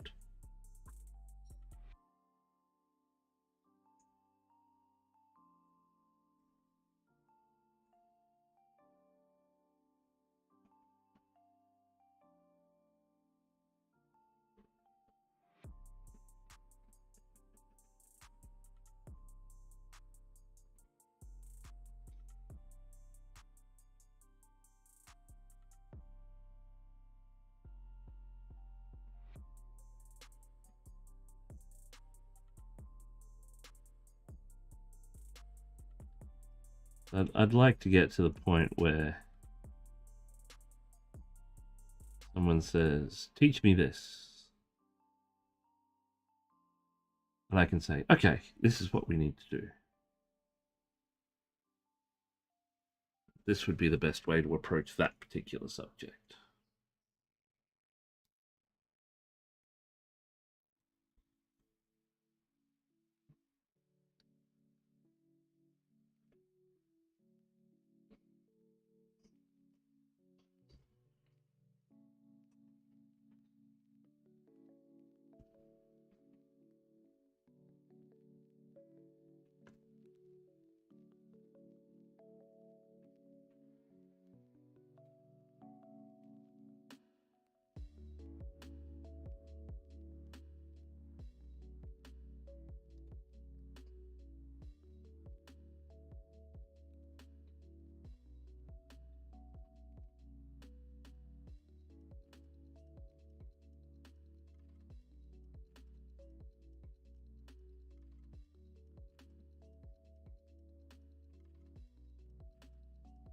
There we go. I like that red. And the good thing is about this Blood Angels. Ah, yes, yes, yes. I don't mind chipping. Learning the different ways of doing chipping, because there's that many different styles and ways of bringing chipping together. It's very interesting. Ah, maybe drink.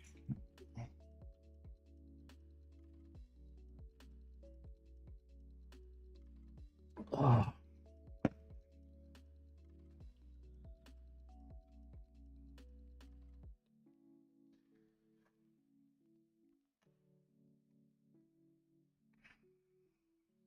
Where next? I think we'll start working on some of our armor. What is that? Oh, wake up, Justin. Wake up, wake up, wake up, wake up. There we go. I think I'm gonna need an early bedtime tonight so I can get up early in the morning and drive to Ipswich. Well, be a passenger to Ipswich. My wife just said good save from the background. I haven't driven a car in 10 years. Also, blood spatter. Blood spatter is fun. I do like some blood splatter here and there. One of the fun ways I've found to do that is stiff brushes, like dry brushes. Toothbrushes work especially well. And another one that works really well is mascara brushes, because you've got that full texture that you can do. And if you point it the right way and flick, you'll get this nice sort of transitioning blood splatter. Oh, and break.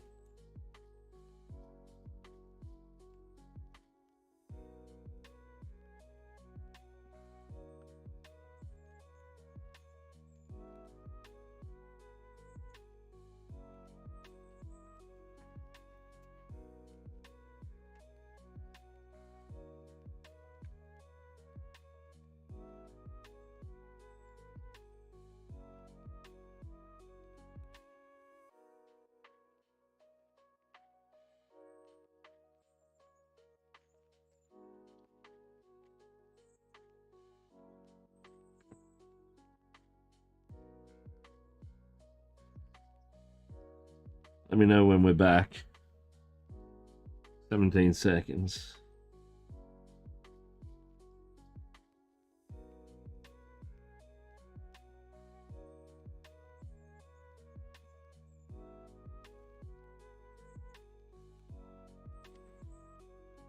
And we're back.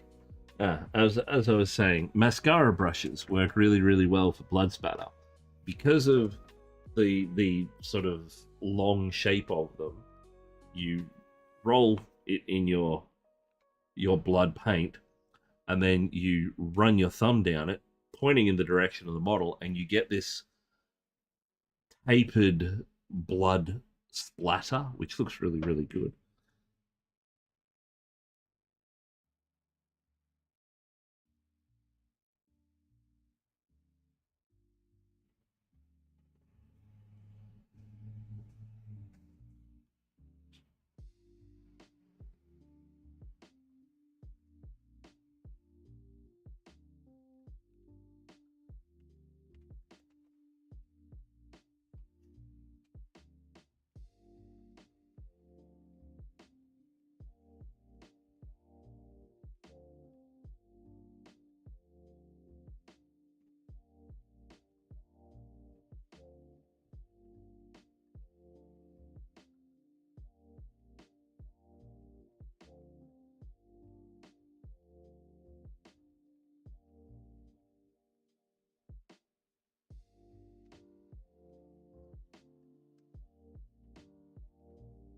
I love doing that. I always get a dark red.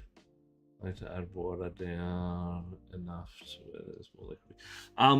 I found doing it with like yes, doing a dark red and a bright red, but doing them in contrast paints, and it looks so much better because you've got the natural capillary action of the contrast paint. So, and it's also got a bit of a satin shiny finish to it, but it's also translucent. So it's a triple threat. You get a really good um, finish to it.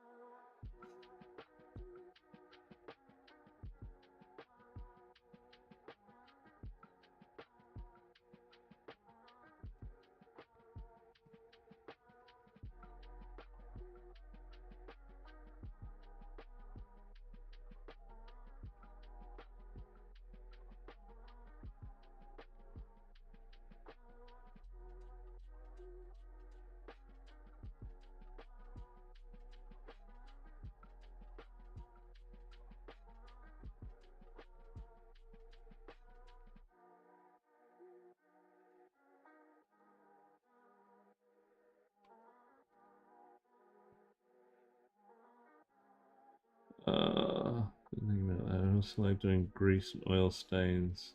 Yes, I recently got myself um the Villainy Inks from Grimdark Compendium.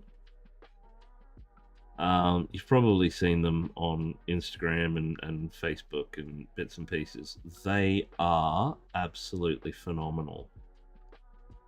They make damage, grime, oil, blood, viscera, bloat, filth, slime, and scum so easy to do. The only thing that you've got to remember to watch is when you are applying it, that you need to seal your model first.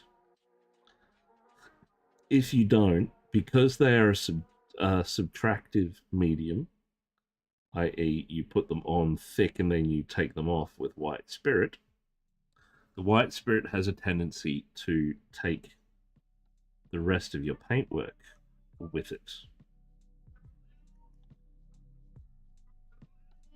Oh, my cat's saying hello. Hello, Boomy.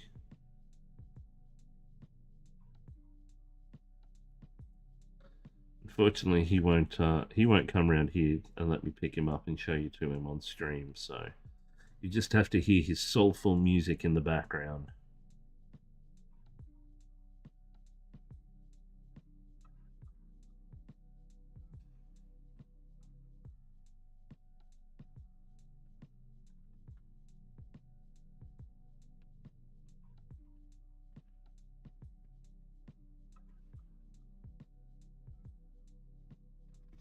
He's quite outspoken as far as cats go.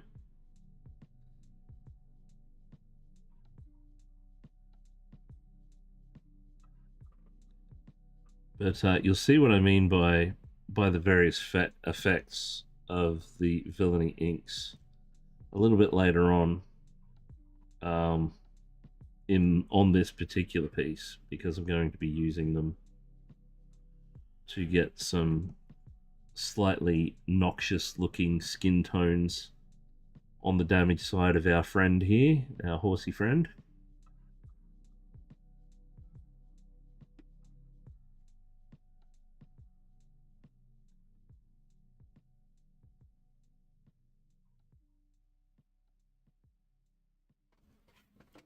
I kind of want to go full regalia for this guy. But all of the artwork, he doesn't seem to have.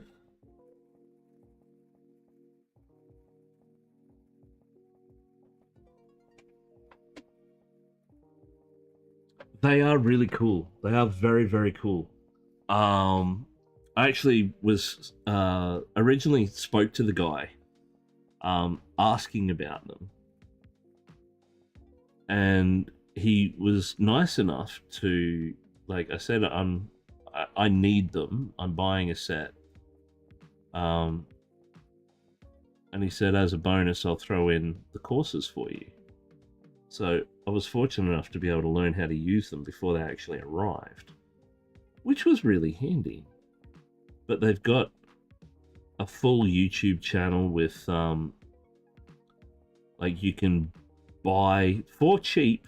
So it's not expensive, but you can buy tutorials to do specific things, which is, I think, is really cool. As I said, they are cheap. They're not a stupidly expensive thing, which is good. Now I'm gonna need metals now.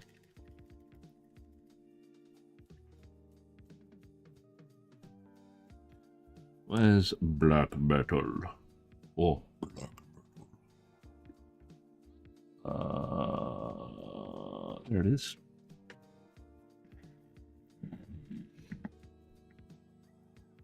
But yeah, I will be definitely breaking them out on this guy. He is the hero of our army. He deserves a little bit of extra love.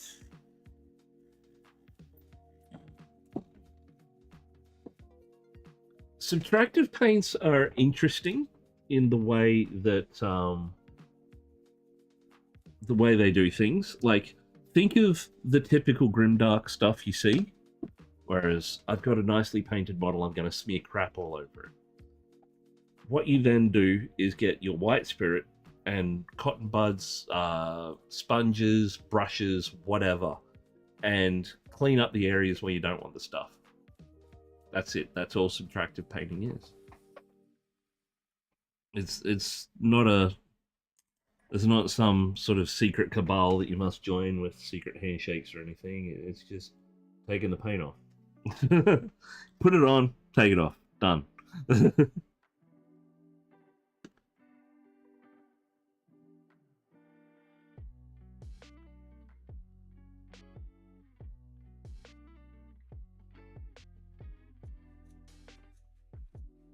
And it works especially well with the grimdark style.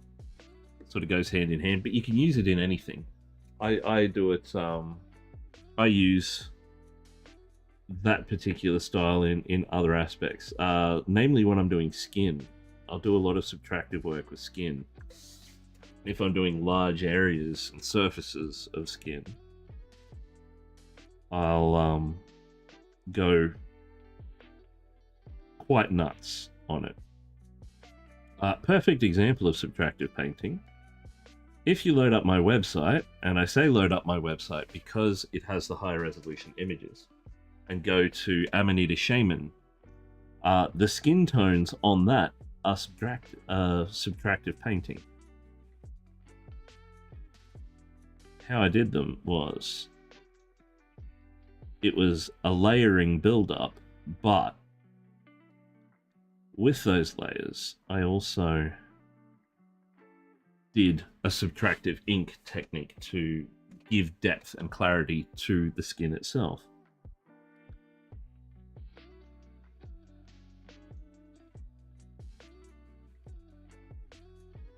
So,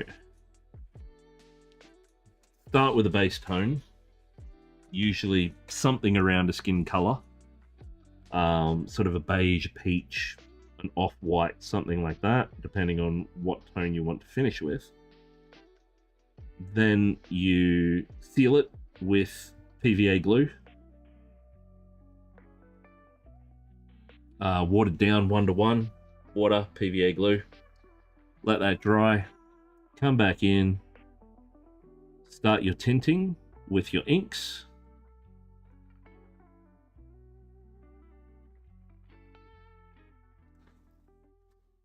I haven't worked with skin tones much except for the Tau Crute. Well, this would work really well on the Crute as well. It works well with any skin tone you throw at it. I haven't found one where it doesn't work. And I originally reverse engineered this from watching videos of Asian based painters and a technique that they use for building up really, really beautiful skin tones. So you get your base color, you've sealed it, then you get your tint, you do your first tint, seal it again, next tint, seal it again, tint, seal it again, start building up your highlights, seal it again. And as you progress through each layer of the paintwork, you're actually putting a barrier, a clear barrier, between that and the previous one. So what that does is it gives a three-dimensionality to the skin. Even though it's like microns thin, it's still very noticeable. So if you have a look at the skin tones around the face, the visible areas of the face and the hands on Amanita Shaman, that depth is real. It's not a trick of the eye. It's not a trick of paintwork. It's actual depth. And while I was doing it and while I was experimenting with it, I fell in love with the style, and every single skin tone on a larger scale model of like busts and up, I do it on. I even did it on this horse to an extent. So as you can see, we've got the subtle blues, the skin tone colors, but each of those layers, like, we painted the main horse, then I sealed it with the glue. Then I started doing the blues and adding sort of browns and skin tones and other stuff through there, magentas. Then I sealed it again. Like, it's a very limited version of that painting technique, but it's still there, and it's come up with quite a good effect, as you can see. That horse looks pretty damn cool. And it's only going to get better when we do the subtractive painting technique with the villainy inks.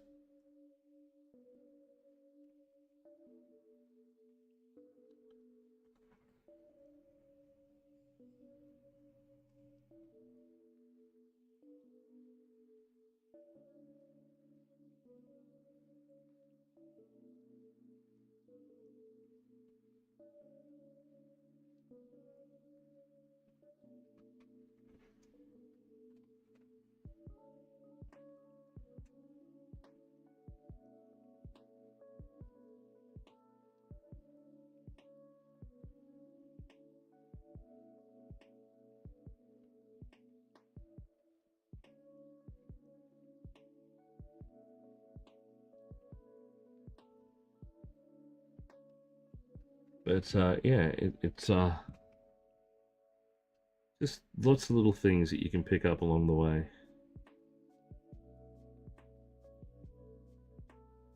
And I'm always happy to share anything, any knowledge that I can with anyone to help improve their miniature painting journey.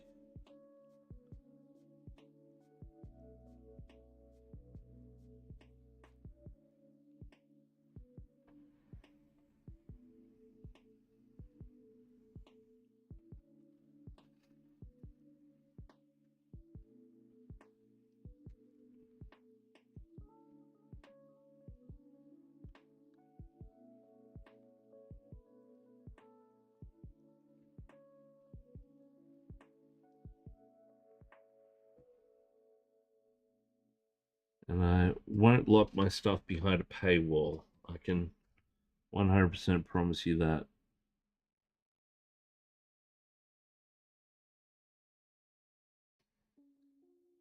I mean, as much as I need the money, I I refuse to lock knowledge away.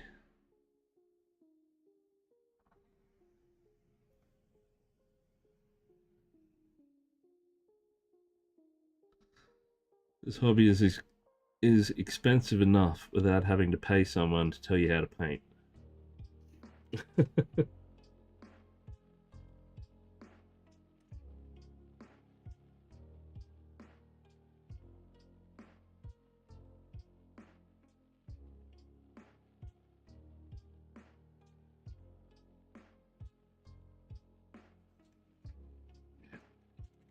Smaller brush for this next section. Oh.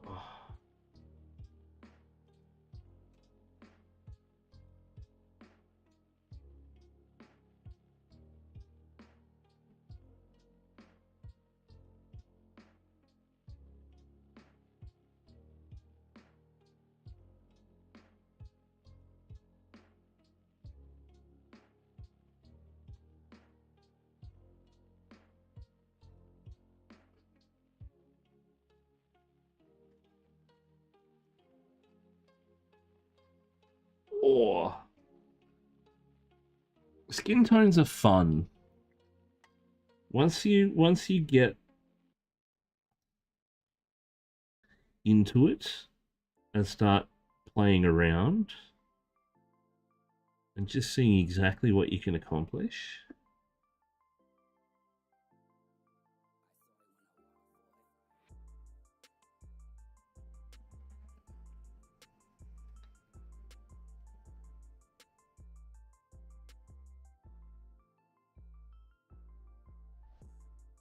Like even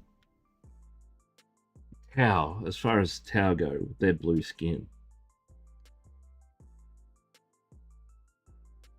You can have a lot of fun with blue skin as well.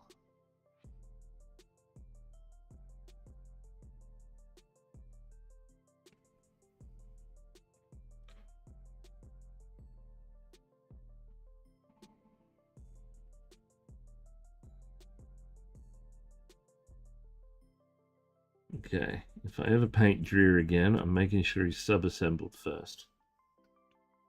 Some of these spots are an absolute nightmare to get to.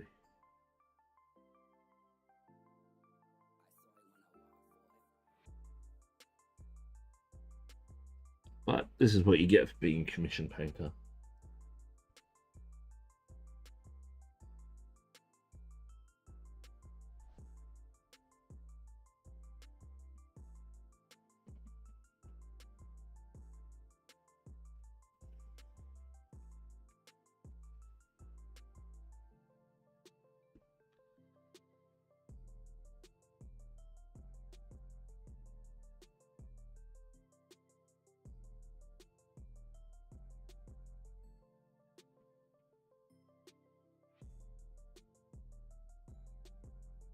Our boy here's special. He's going to have a golden gun. I don't care if it's lore accurate or not.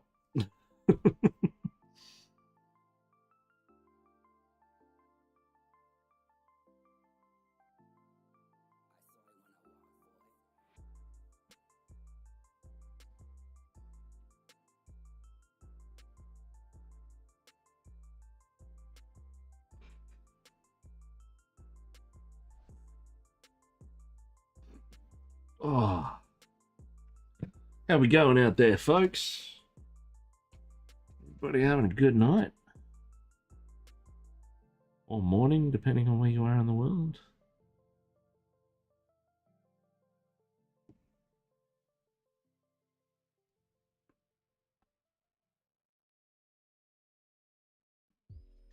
Good time zone.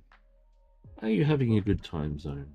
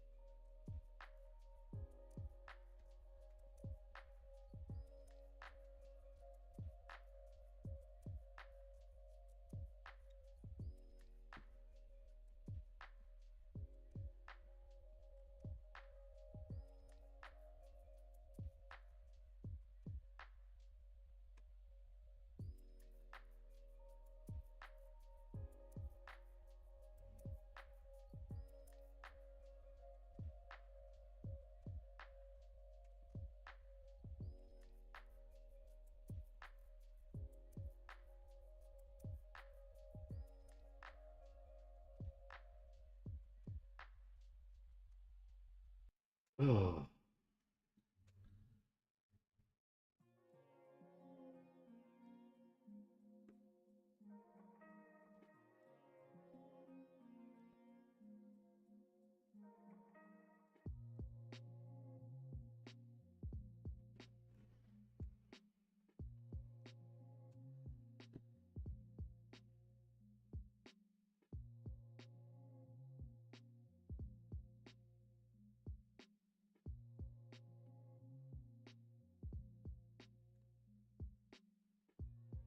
Yeah, anybody's got any questions, shout them out. I'll do my best to answer them for you.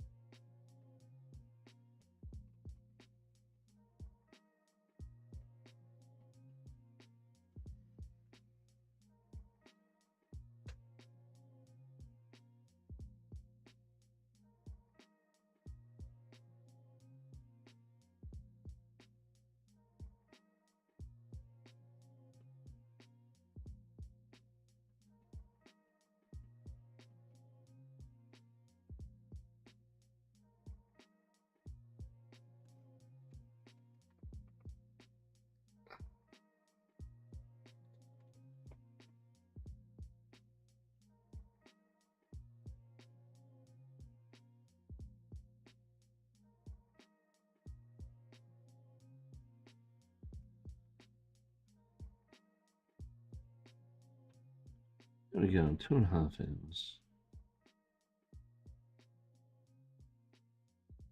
Yeah, I will have to call it at 3 hours tonight, as I is a very tired boy, and I have a big weekend ahead of me.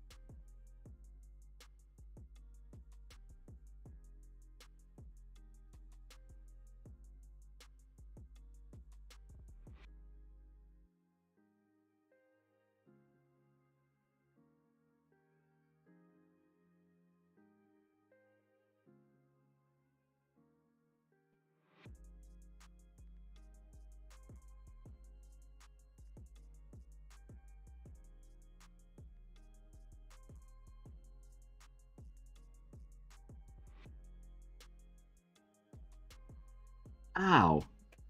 Funny bone again.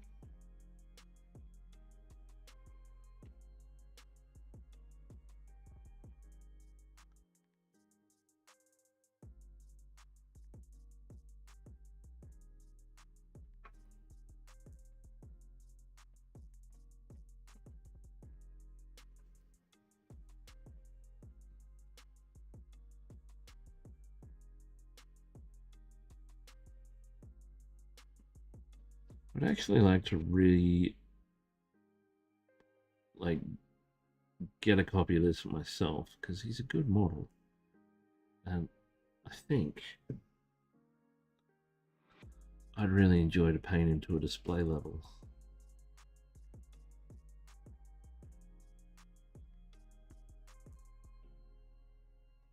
Spend a good a couple of months on him.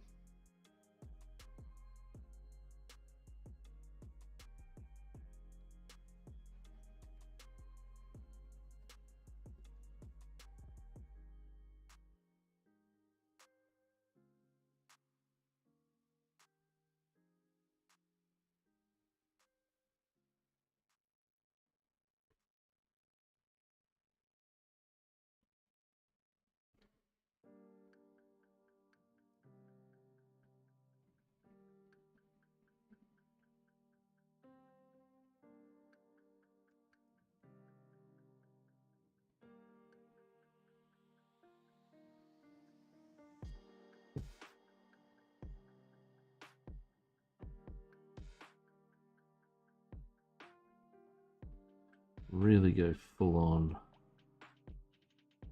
Even go into in non-metallics. I reckon that would look cool.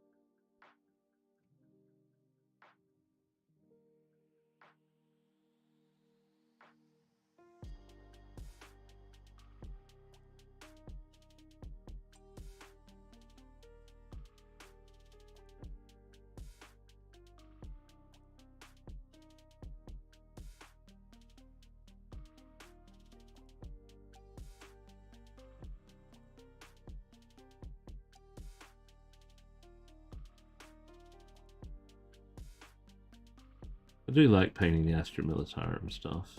I like painting more Warhammer, but the Astra Militarum stuff is quite cool.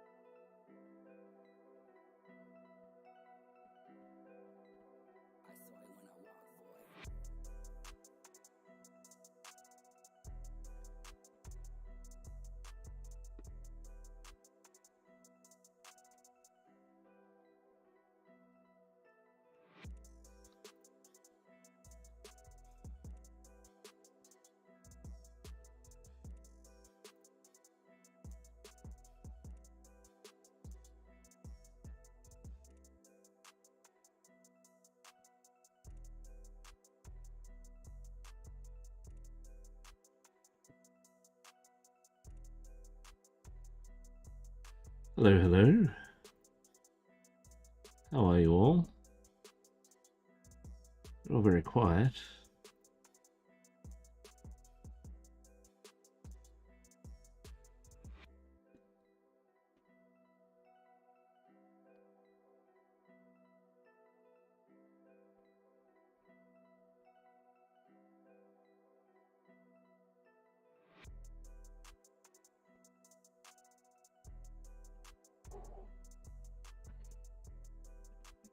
Oh.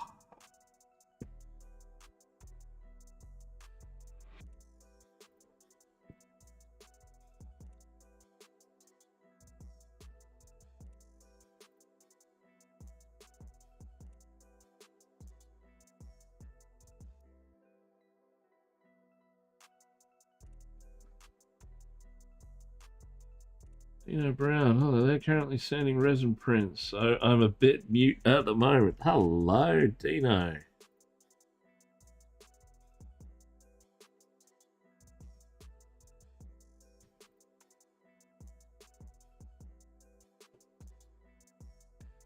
Oh, that's all right. Standing resin prints. What do you got? Anything cool? Well, right back at you.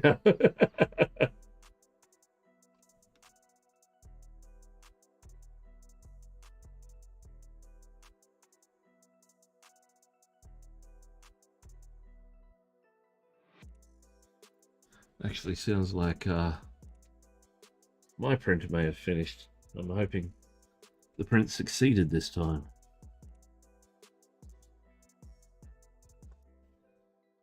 Just started mini painting, starting painting orcs from Mr. Modulork. Ah, nice. Those are some very good models, those ones. Well, seeing as you are starting your miniature painting journey, I will say to you, if you ever have any questions of any sort relating to anything miniature painting or food for that matter, you have come to the right place. I am an award-winning miniature painter from Brisbane, Australia. And I plan on, well, the plan for this channel is to teach people how to paint and answer any questions that come along.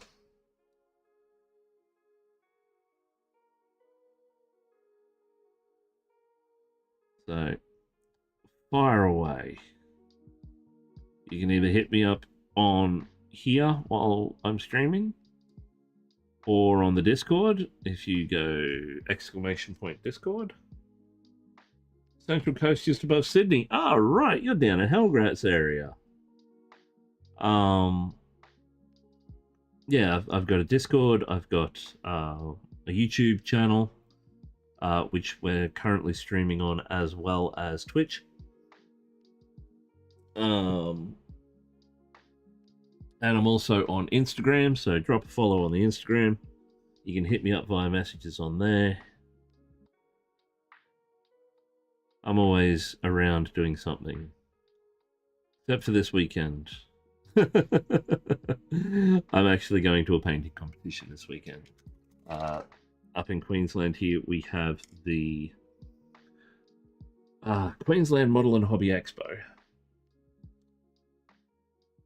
If you type in !Discord, it will, or !Discord, it will give you the Discord link.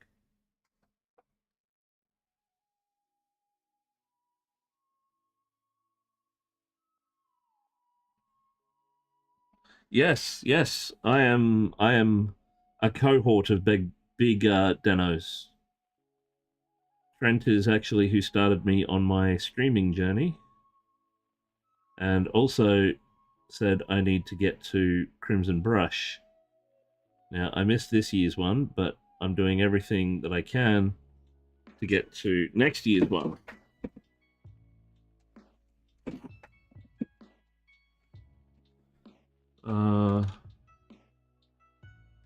So if we go, well, that's a link to the Discord.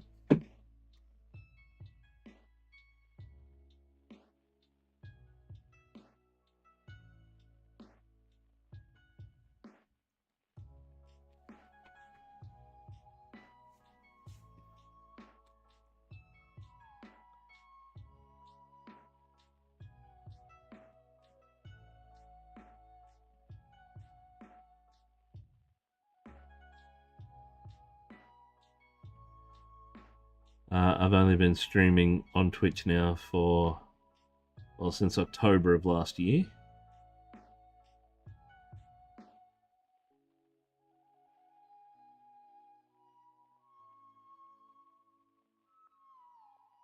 But I'm actually competing directly against Dino at,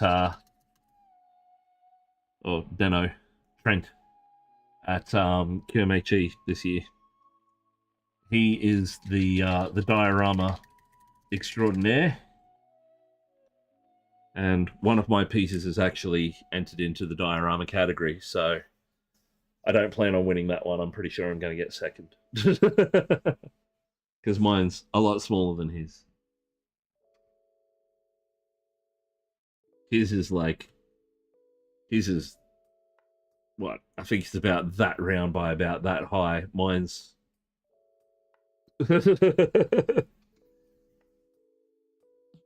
but it's not all about the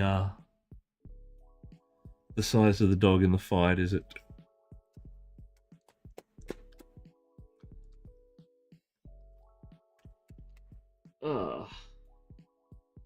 But this is coming along. We've made some decent progress on this today, I think. And we've got about 15 minutes left, so we'll keep going. Building up those golds.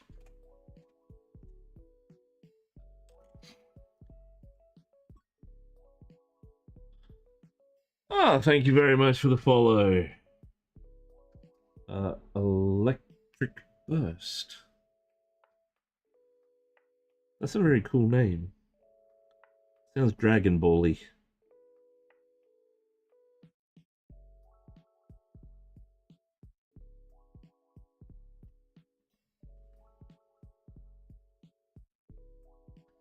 But yes, this weekend I will be attending the Queensland Model and Hobby Expo out at Ipswich. I have my 2 pieces ready to go.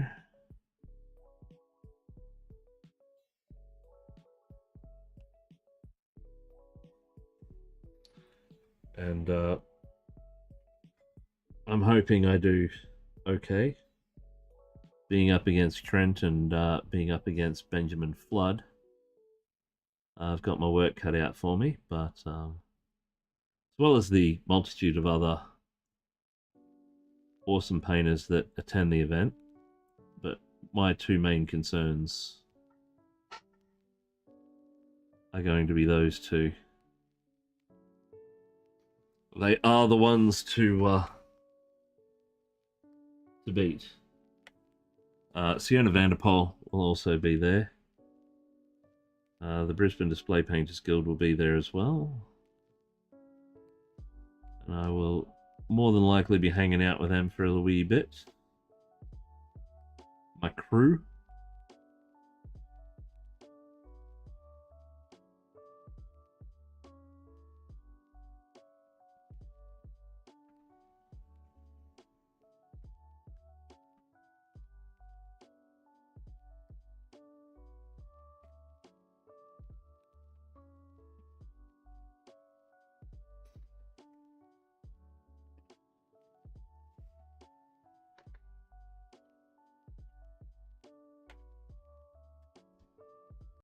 And I'm going to take a little camera, probably not one of my DSLRs because they're a pain in the butt to move around, but just a little camera so I can take some photos of the various entries and the cool things that are on display. And as always, I post them to the Discord. Looking for something similar down this way to see.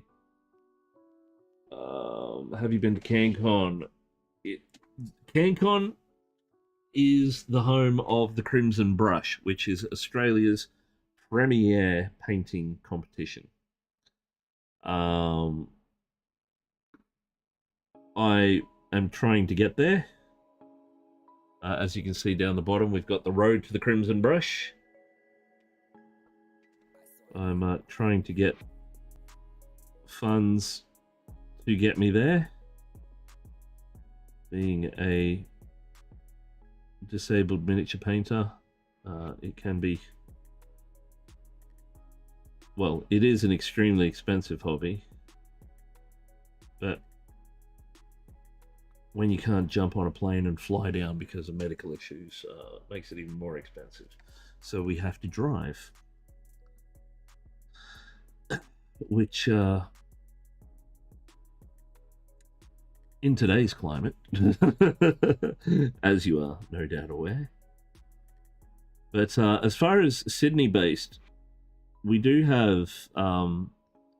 We're trying to get together a painters group in each capital, in each state. So there is the Brisbane Display Painters Guild, the Guilds Inn, and the Sydney Display Painters Guild. There's the Melbourne Figure Painters. There's a Canberra one. I think they're thinking about starting. There's one in South Australia, and I think they're starting one in Perth as well.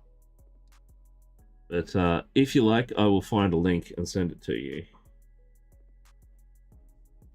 But yeah, even if it's not close to where you are, and you feel like organizing something, we will combine forces. So I'm one of the moderators for the Brisbane Display Painters Guild. I'm one of the earlier members.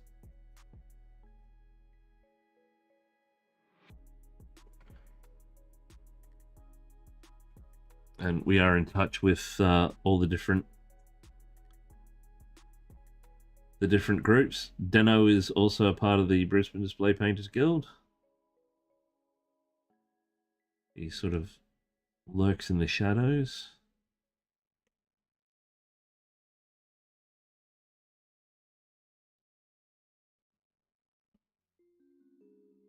And he is, well, has been one of the main stalwarts of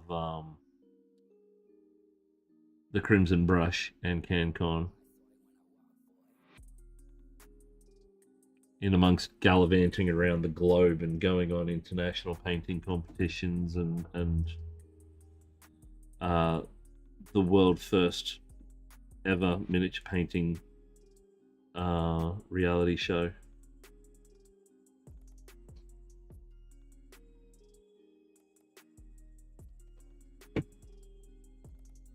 No way!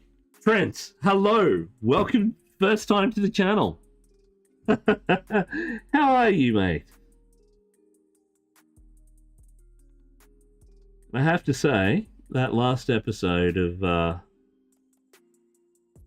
Miniature Masters, I hate you so much with how good you are at just pulling stuff out like you did. That piece was absolutely magical. It's not the first time, I just don't comment. Oh, okay. Hiding in the background. Well, thank you for stopping by and making yourself known.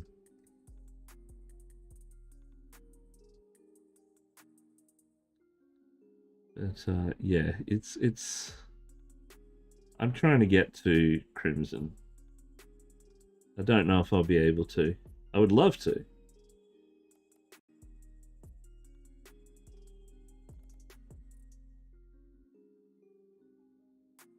But yeah, sometimes ways and means don't allow it. I'm hoping I can wrangle it, but yeah, we'll see what happens. I did. I've got 2 pieces, and one of them's up against yours. So I'm already dreading it. No, I'm not dreading it. I'm completely expectant to not win. And I couldn't lose to a more better fella.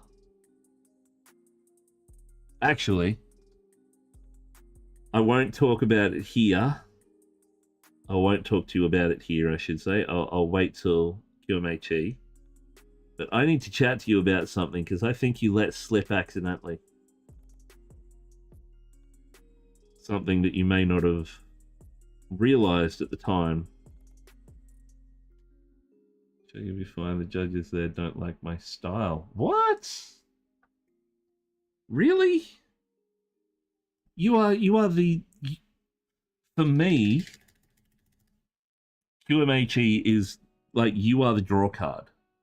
It's down to you and Ben. You are my greatest friendly rivals.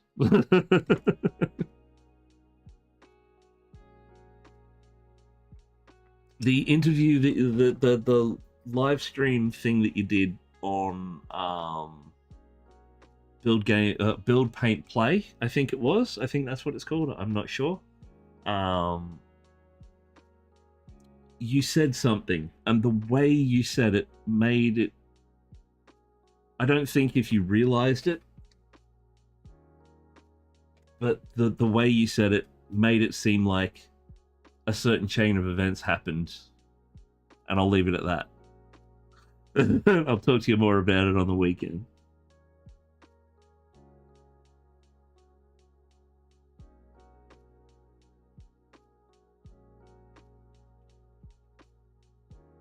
Because I watched the chat and I'm like, did anybody else pick that up? Oh, okay, fine. Did you win Miniature Masters? Because the way you said, and I forget the exact wording of it, but it was along the lines of everybody else was having a good time. When you were talking about sort of the competition as far as when people were voted off, they still had to stay for NDA reasons and bits and pieces. The way you said it seemed like it came across that you were the last man standing and everyone else was off having a good time going to cafes and doing all the cool stuff and bits and pieces.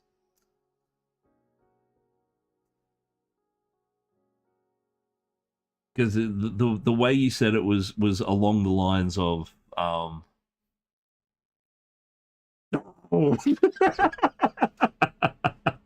yeah, I'll have to wait. I reckon you've got a very good chance. Like it's I'm loving the show. I'm absolutely loving every second of it.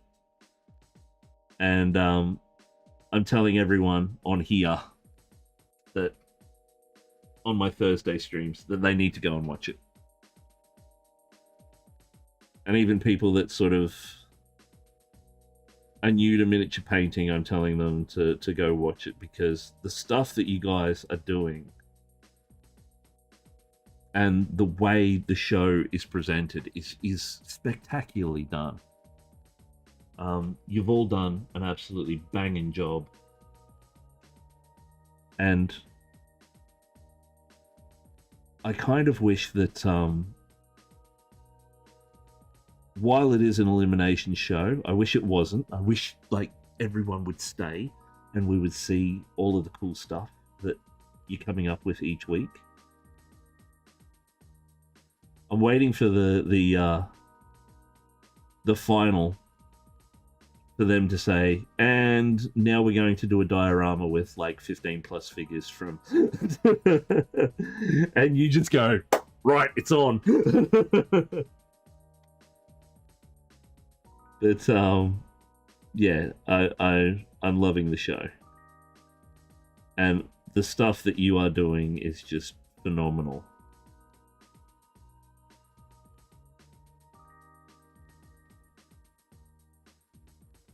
How we going there?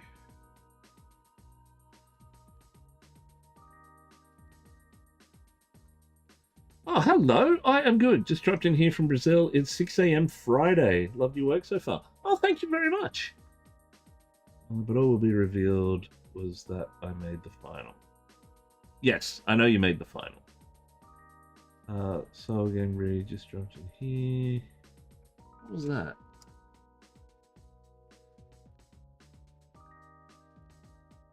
Oh, okay.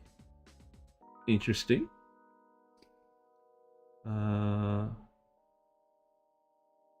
that too. Wasn't sure if it was just because it was the last three in there. Well, hello from Australia to Brazil. Thank you for dropping in and hanging out, and thank you for the compliments on the work. This is a commission army that I'm working on. We finished the command squad.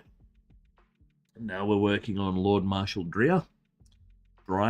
I don't know how to pronounce it. And we're moving through sort of the various layers, and we're keeping sort of the style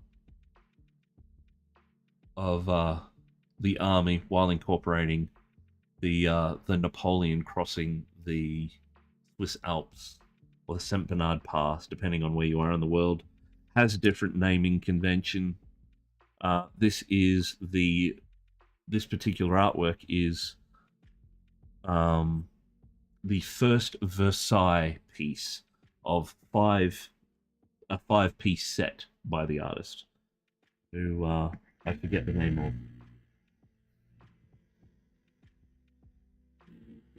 But it is sort of our inspiration for this piece.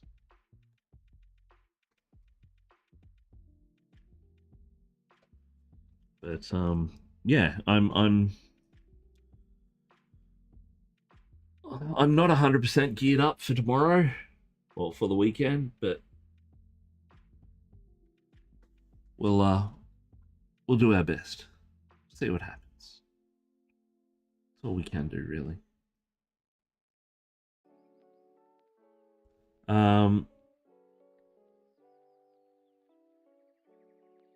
Have you heard any news on any other competitions that are popping up in Queensland at all, Trent?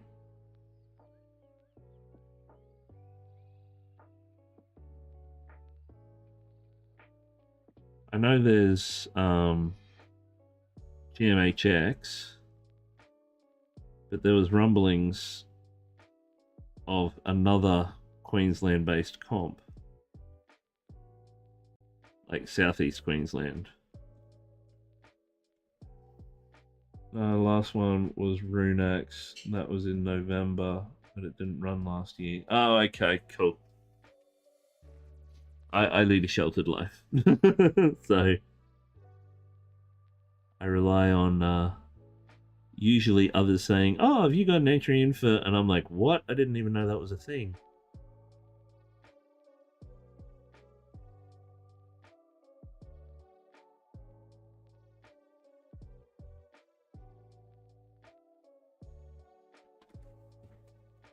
We need more. We need more Brisbane comps.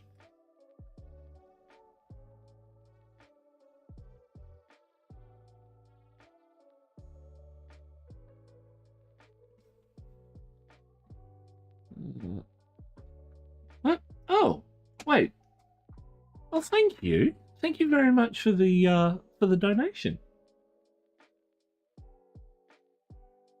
That's awesome. Thank you. So run one, dude.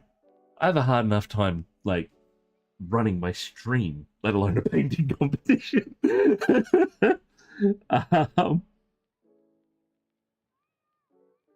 um, I must admit, I would like to get to a point where I could judge or be part of a judging panel for a competition. That is something that I would like to do. I would like to look at pieces objectively in that manner.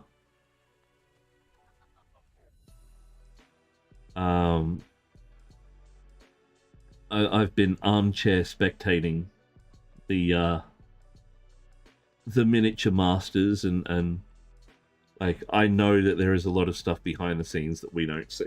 It's like 12 to 14 hours of footage a day that they've got to sort through and distill down to a 40-minute show. But it is something that, now that I've started entering painting competitions and stuff, has piqued my interest. Sort of what are the things that judges look for and how they look for them, and different aspects and readability of things. And I think having that opportunity would help progress me as a painter.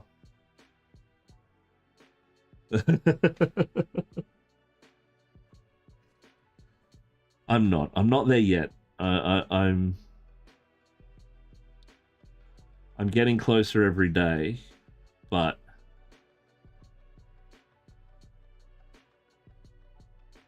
I don't think I'm of the caliber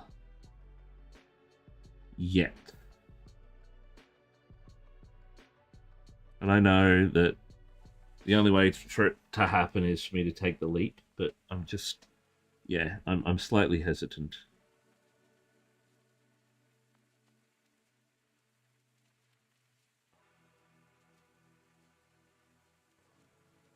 Hell, I'd love the opportunity to get on Miniature Masters, but I don't think that's in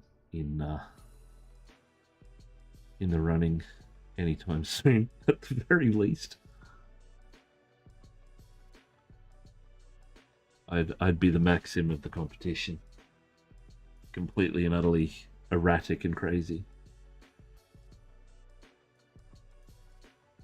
I mean, good value, absolutely.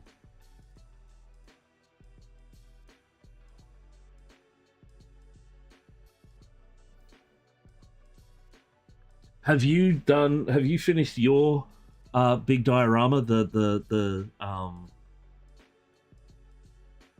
lizard people diorama that you were working on? Have you got that sorted for tomorrow? Or like entered it today? It's already there. Oh, nice. I have asked permission to take my stuff in the morning with me when I go, because it's just too much to well, too much for me physically to jump in a car and drive out there, then drive all the way back, then drive all the way out, then drive all the way back, then drive all the way out, then drive all the way back again. So I've spoken to I think it's Brett, secretary. He said that's cool, that I can bring it out tomorrow morning. I want to see that to yours. I want to see how you ended up finishing it off. So I saw the base, but I didn't see any of the models painted. Was the last time I saw it, and I purposely have avoided looking for it on your feeds and bits and pieces and the progress updates and stuff until I get there, because I wanna clap eyes on it in person. Because I love looking at your stuff and just the amount of things going on in your pieces.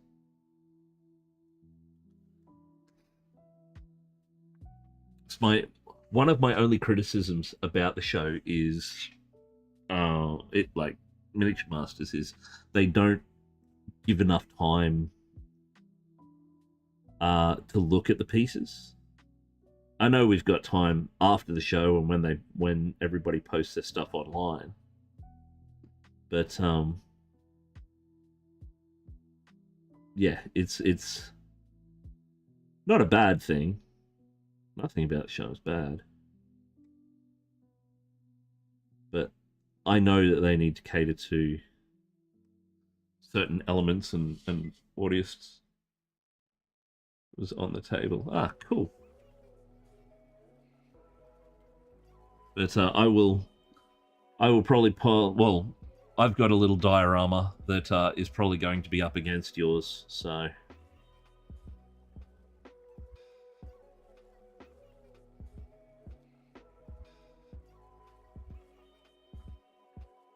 My little Goblin City piece that I've been working on for quite a while.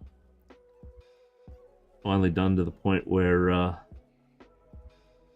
it's ready for competition, and I'm hoping the judges can see the little extras that I've done and have a chuckle.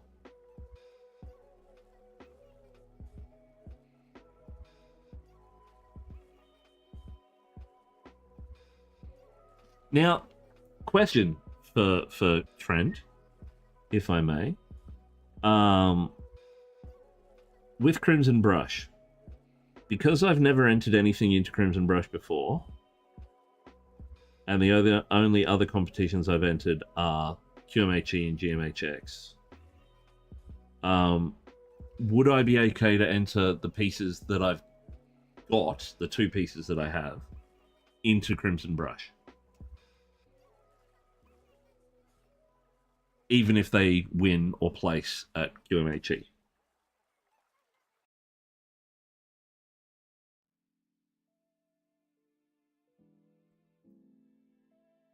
I'm not sure if I've asked you this previous. My brain's a bit flaky.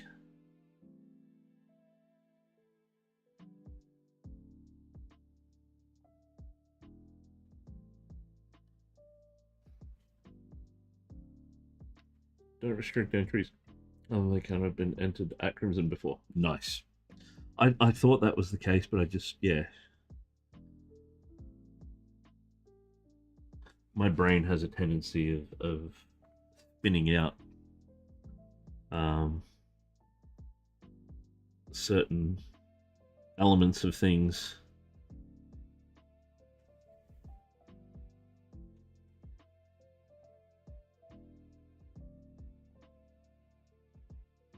But yeah, I'm very excited. I do like painting competitions, and I especially like QMHE just because of the wide variety of models and things on display, like the military history stuff, the aircrafts,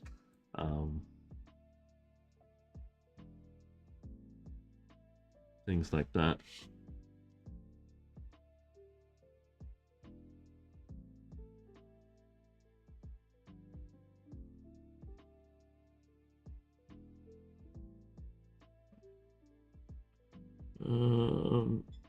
Wow, I've gotten like 50 million messages.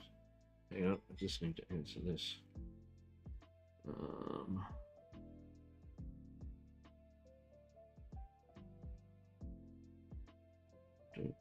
Okay. Hang on.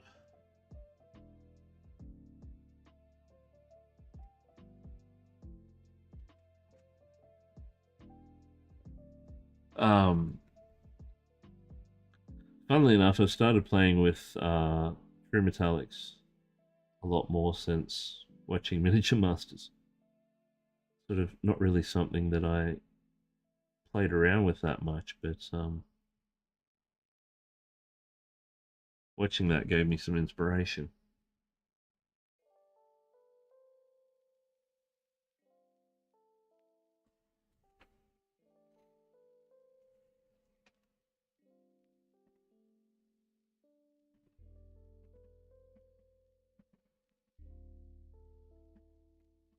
Oh, I did.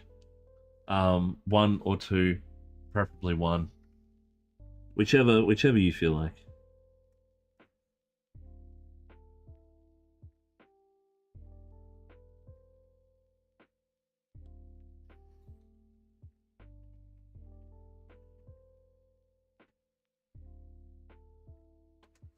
But yeah.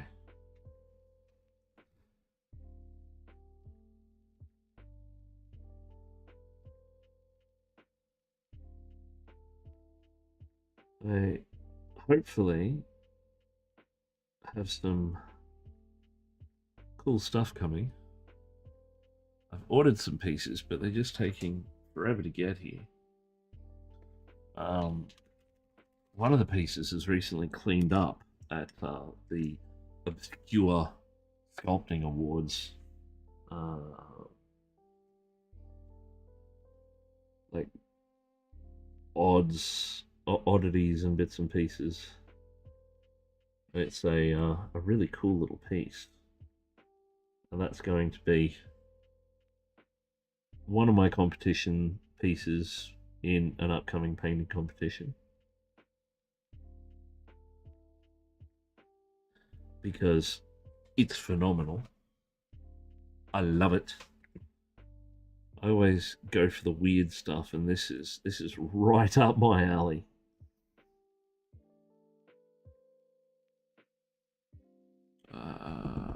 Quicksilver, or heavy metal, I should say. The equivalent is Quicksilver for Citadel paint. And I've got a couple of spare pieces. Got one that I need to work on, one that's coming. I've got another one from Danielle found, which I'm excited about as well. So it's all happening. But I think we're getting very close to time if we're not there already. Oh, we're already over. Wow. Go for a little bit longer then.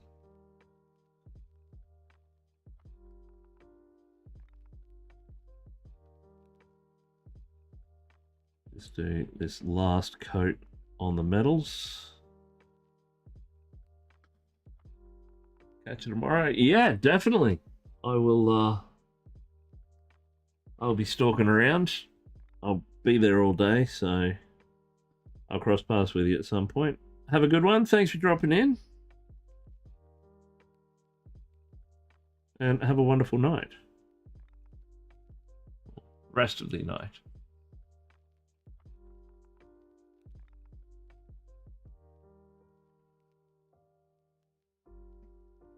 I'm a little bit starstruck.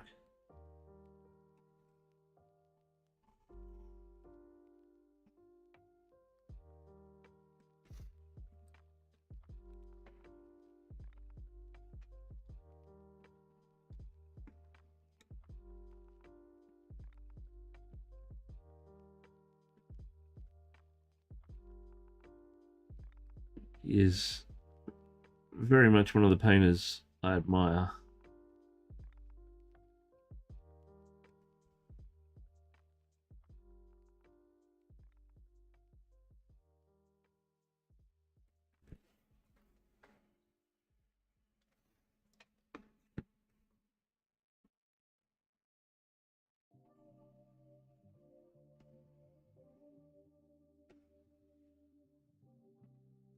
So we've just built up through black metal, thrash metal, and heavy metal from the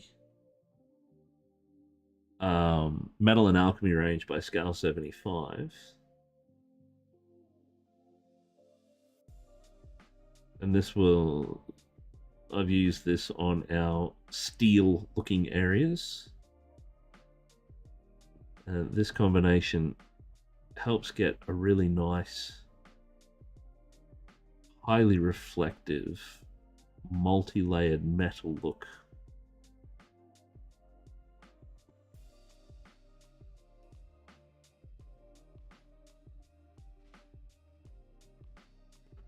That's the main reason I keep coming back to Scale 75. It just is one of my all-time favorite brands because of its consistency more than anything else.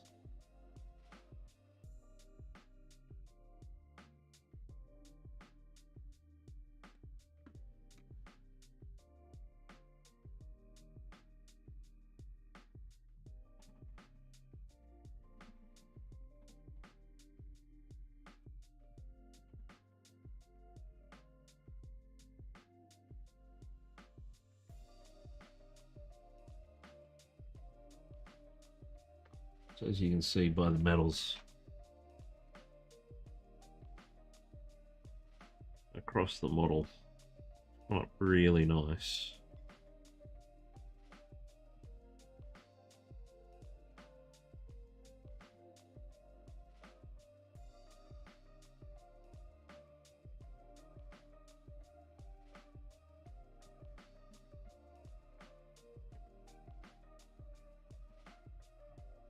You can actually go through and do this effect by dry brushing as well.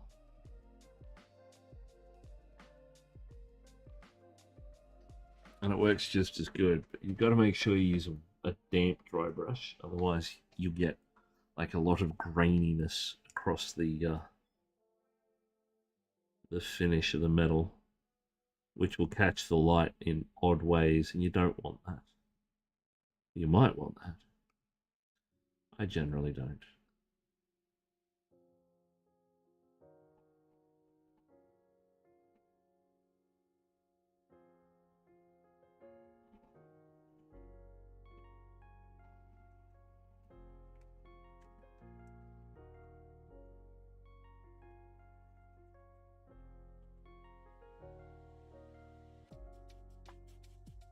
So we'll push it out to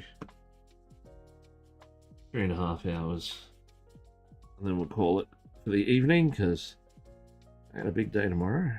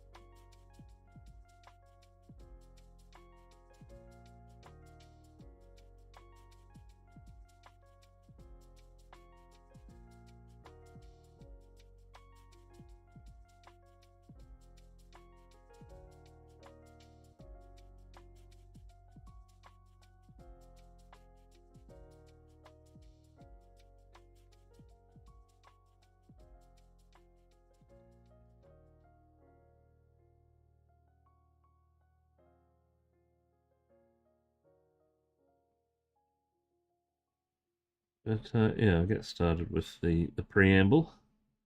Thank you all very much for hanging out. And our celebrity guest.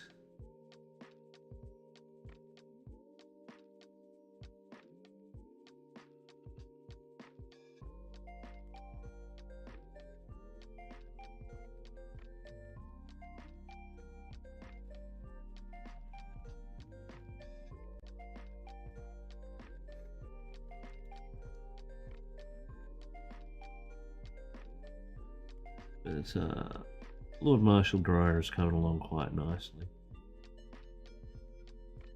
I'm happy with the results thus far.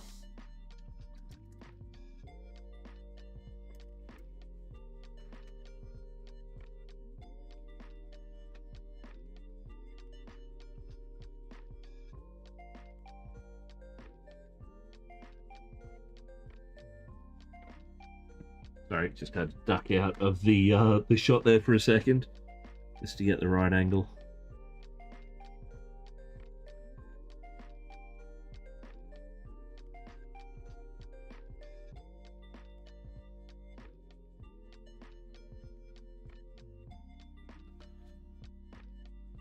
I actually want to do for the lenses on the horse. I want to make them glow. I want to give them that sort of real Space Marine glow behind them, just to make him look all the more menacing. So we're going to add a little bit of orange and white.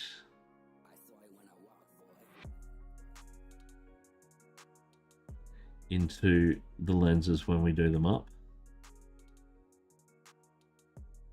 We've got most of the ingredients here now. We may as well get started on it. We've got 7 minutes. We should be able to knock it out in that time.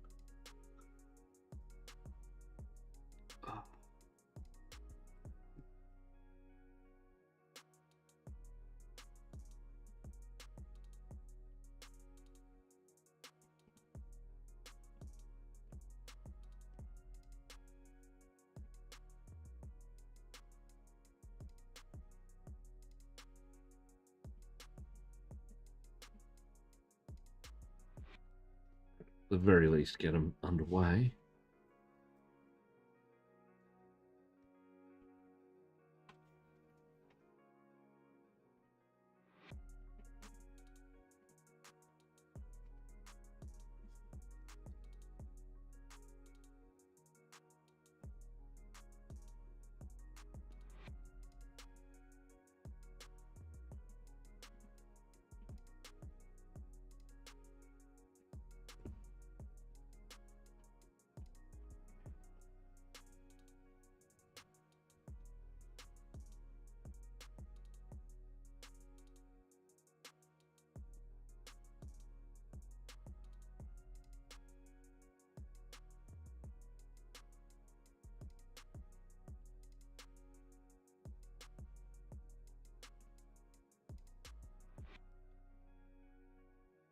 Now we move on to pyrrole.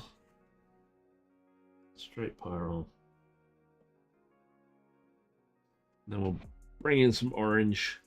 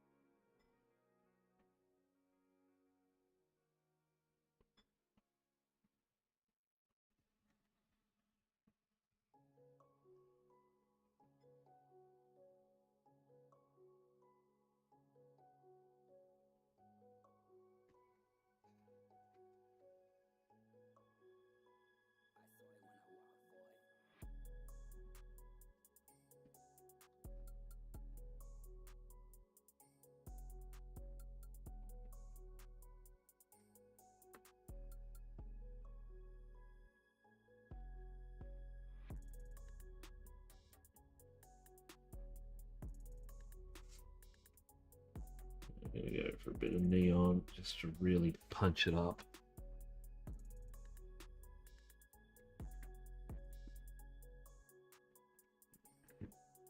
Just want to get the lighting angle right.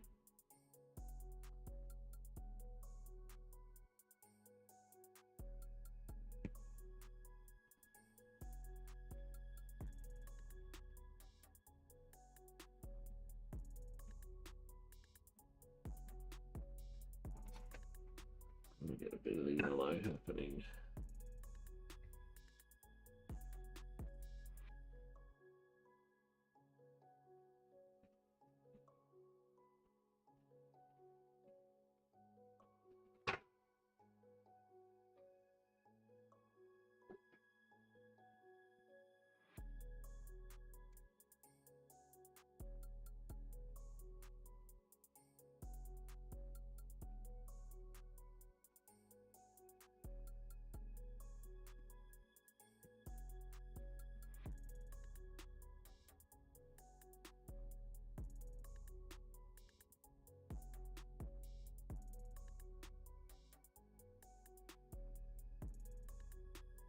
Go. Glowy demon horse eyes. Just a little bit of white.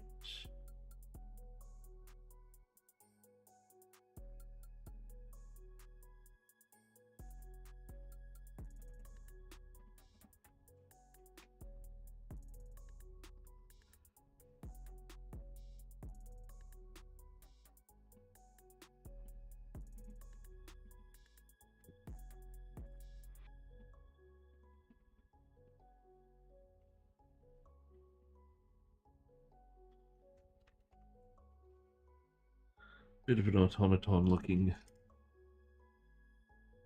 sort of eye piece there. I'll wait for that to dry completely, and then I'll probably go in and do some highlighting detail with some very, very, very thin white highlights. But that, my friends, is for another day. Preferably Monday, if I survive the weekend. So, we're going to call it quits there for the evening.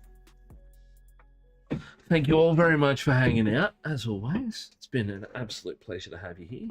I'm Justin. This is Critical Pain Studios. And that's Lord Marshal von Trier. Van Trier. No problem at all, Dino. Thank you for dropping by. And if you want, you can drop a follow. That way, sort of, it'll give you the little updates when I jump online. My next stream will be on Monday morning, and I stream from 6:30 to 9:30. Awesome. And yeah, if anyone else that's here wants to drop in and say hello again on Monday, hopefully I should be on. Given how big the weekend is and how much it takes out of me, I'm hoping to still be here. But we'll see how things go. So, having said that, if you haven't already, drop a follow on Instagram, Facebook, YouTube, Twitch. Have a look at the Discord. We've got a very small, but we're growing. Small community, but we're growing. Thank you. I'll no doubt be losing to Trent Dennison, but I'm happy with that. I'm fine with that. Anyway, I am going to have some dinner and get my butt to bed so I can get up early in the morning. So everybody have a safe and wonderful weekend, no matter what you find yourself doing. And I'll see you all on Monday. Peace out.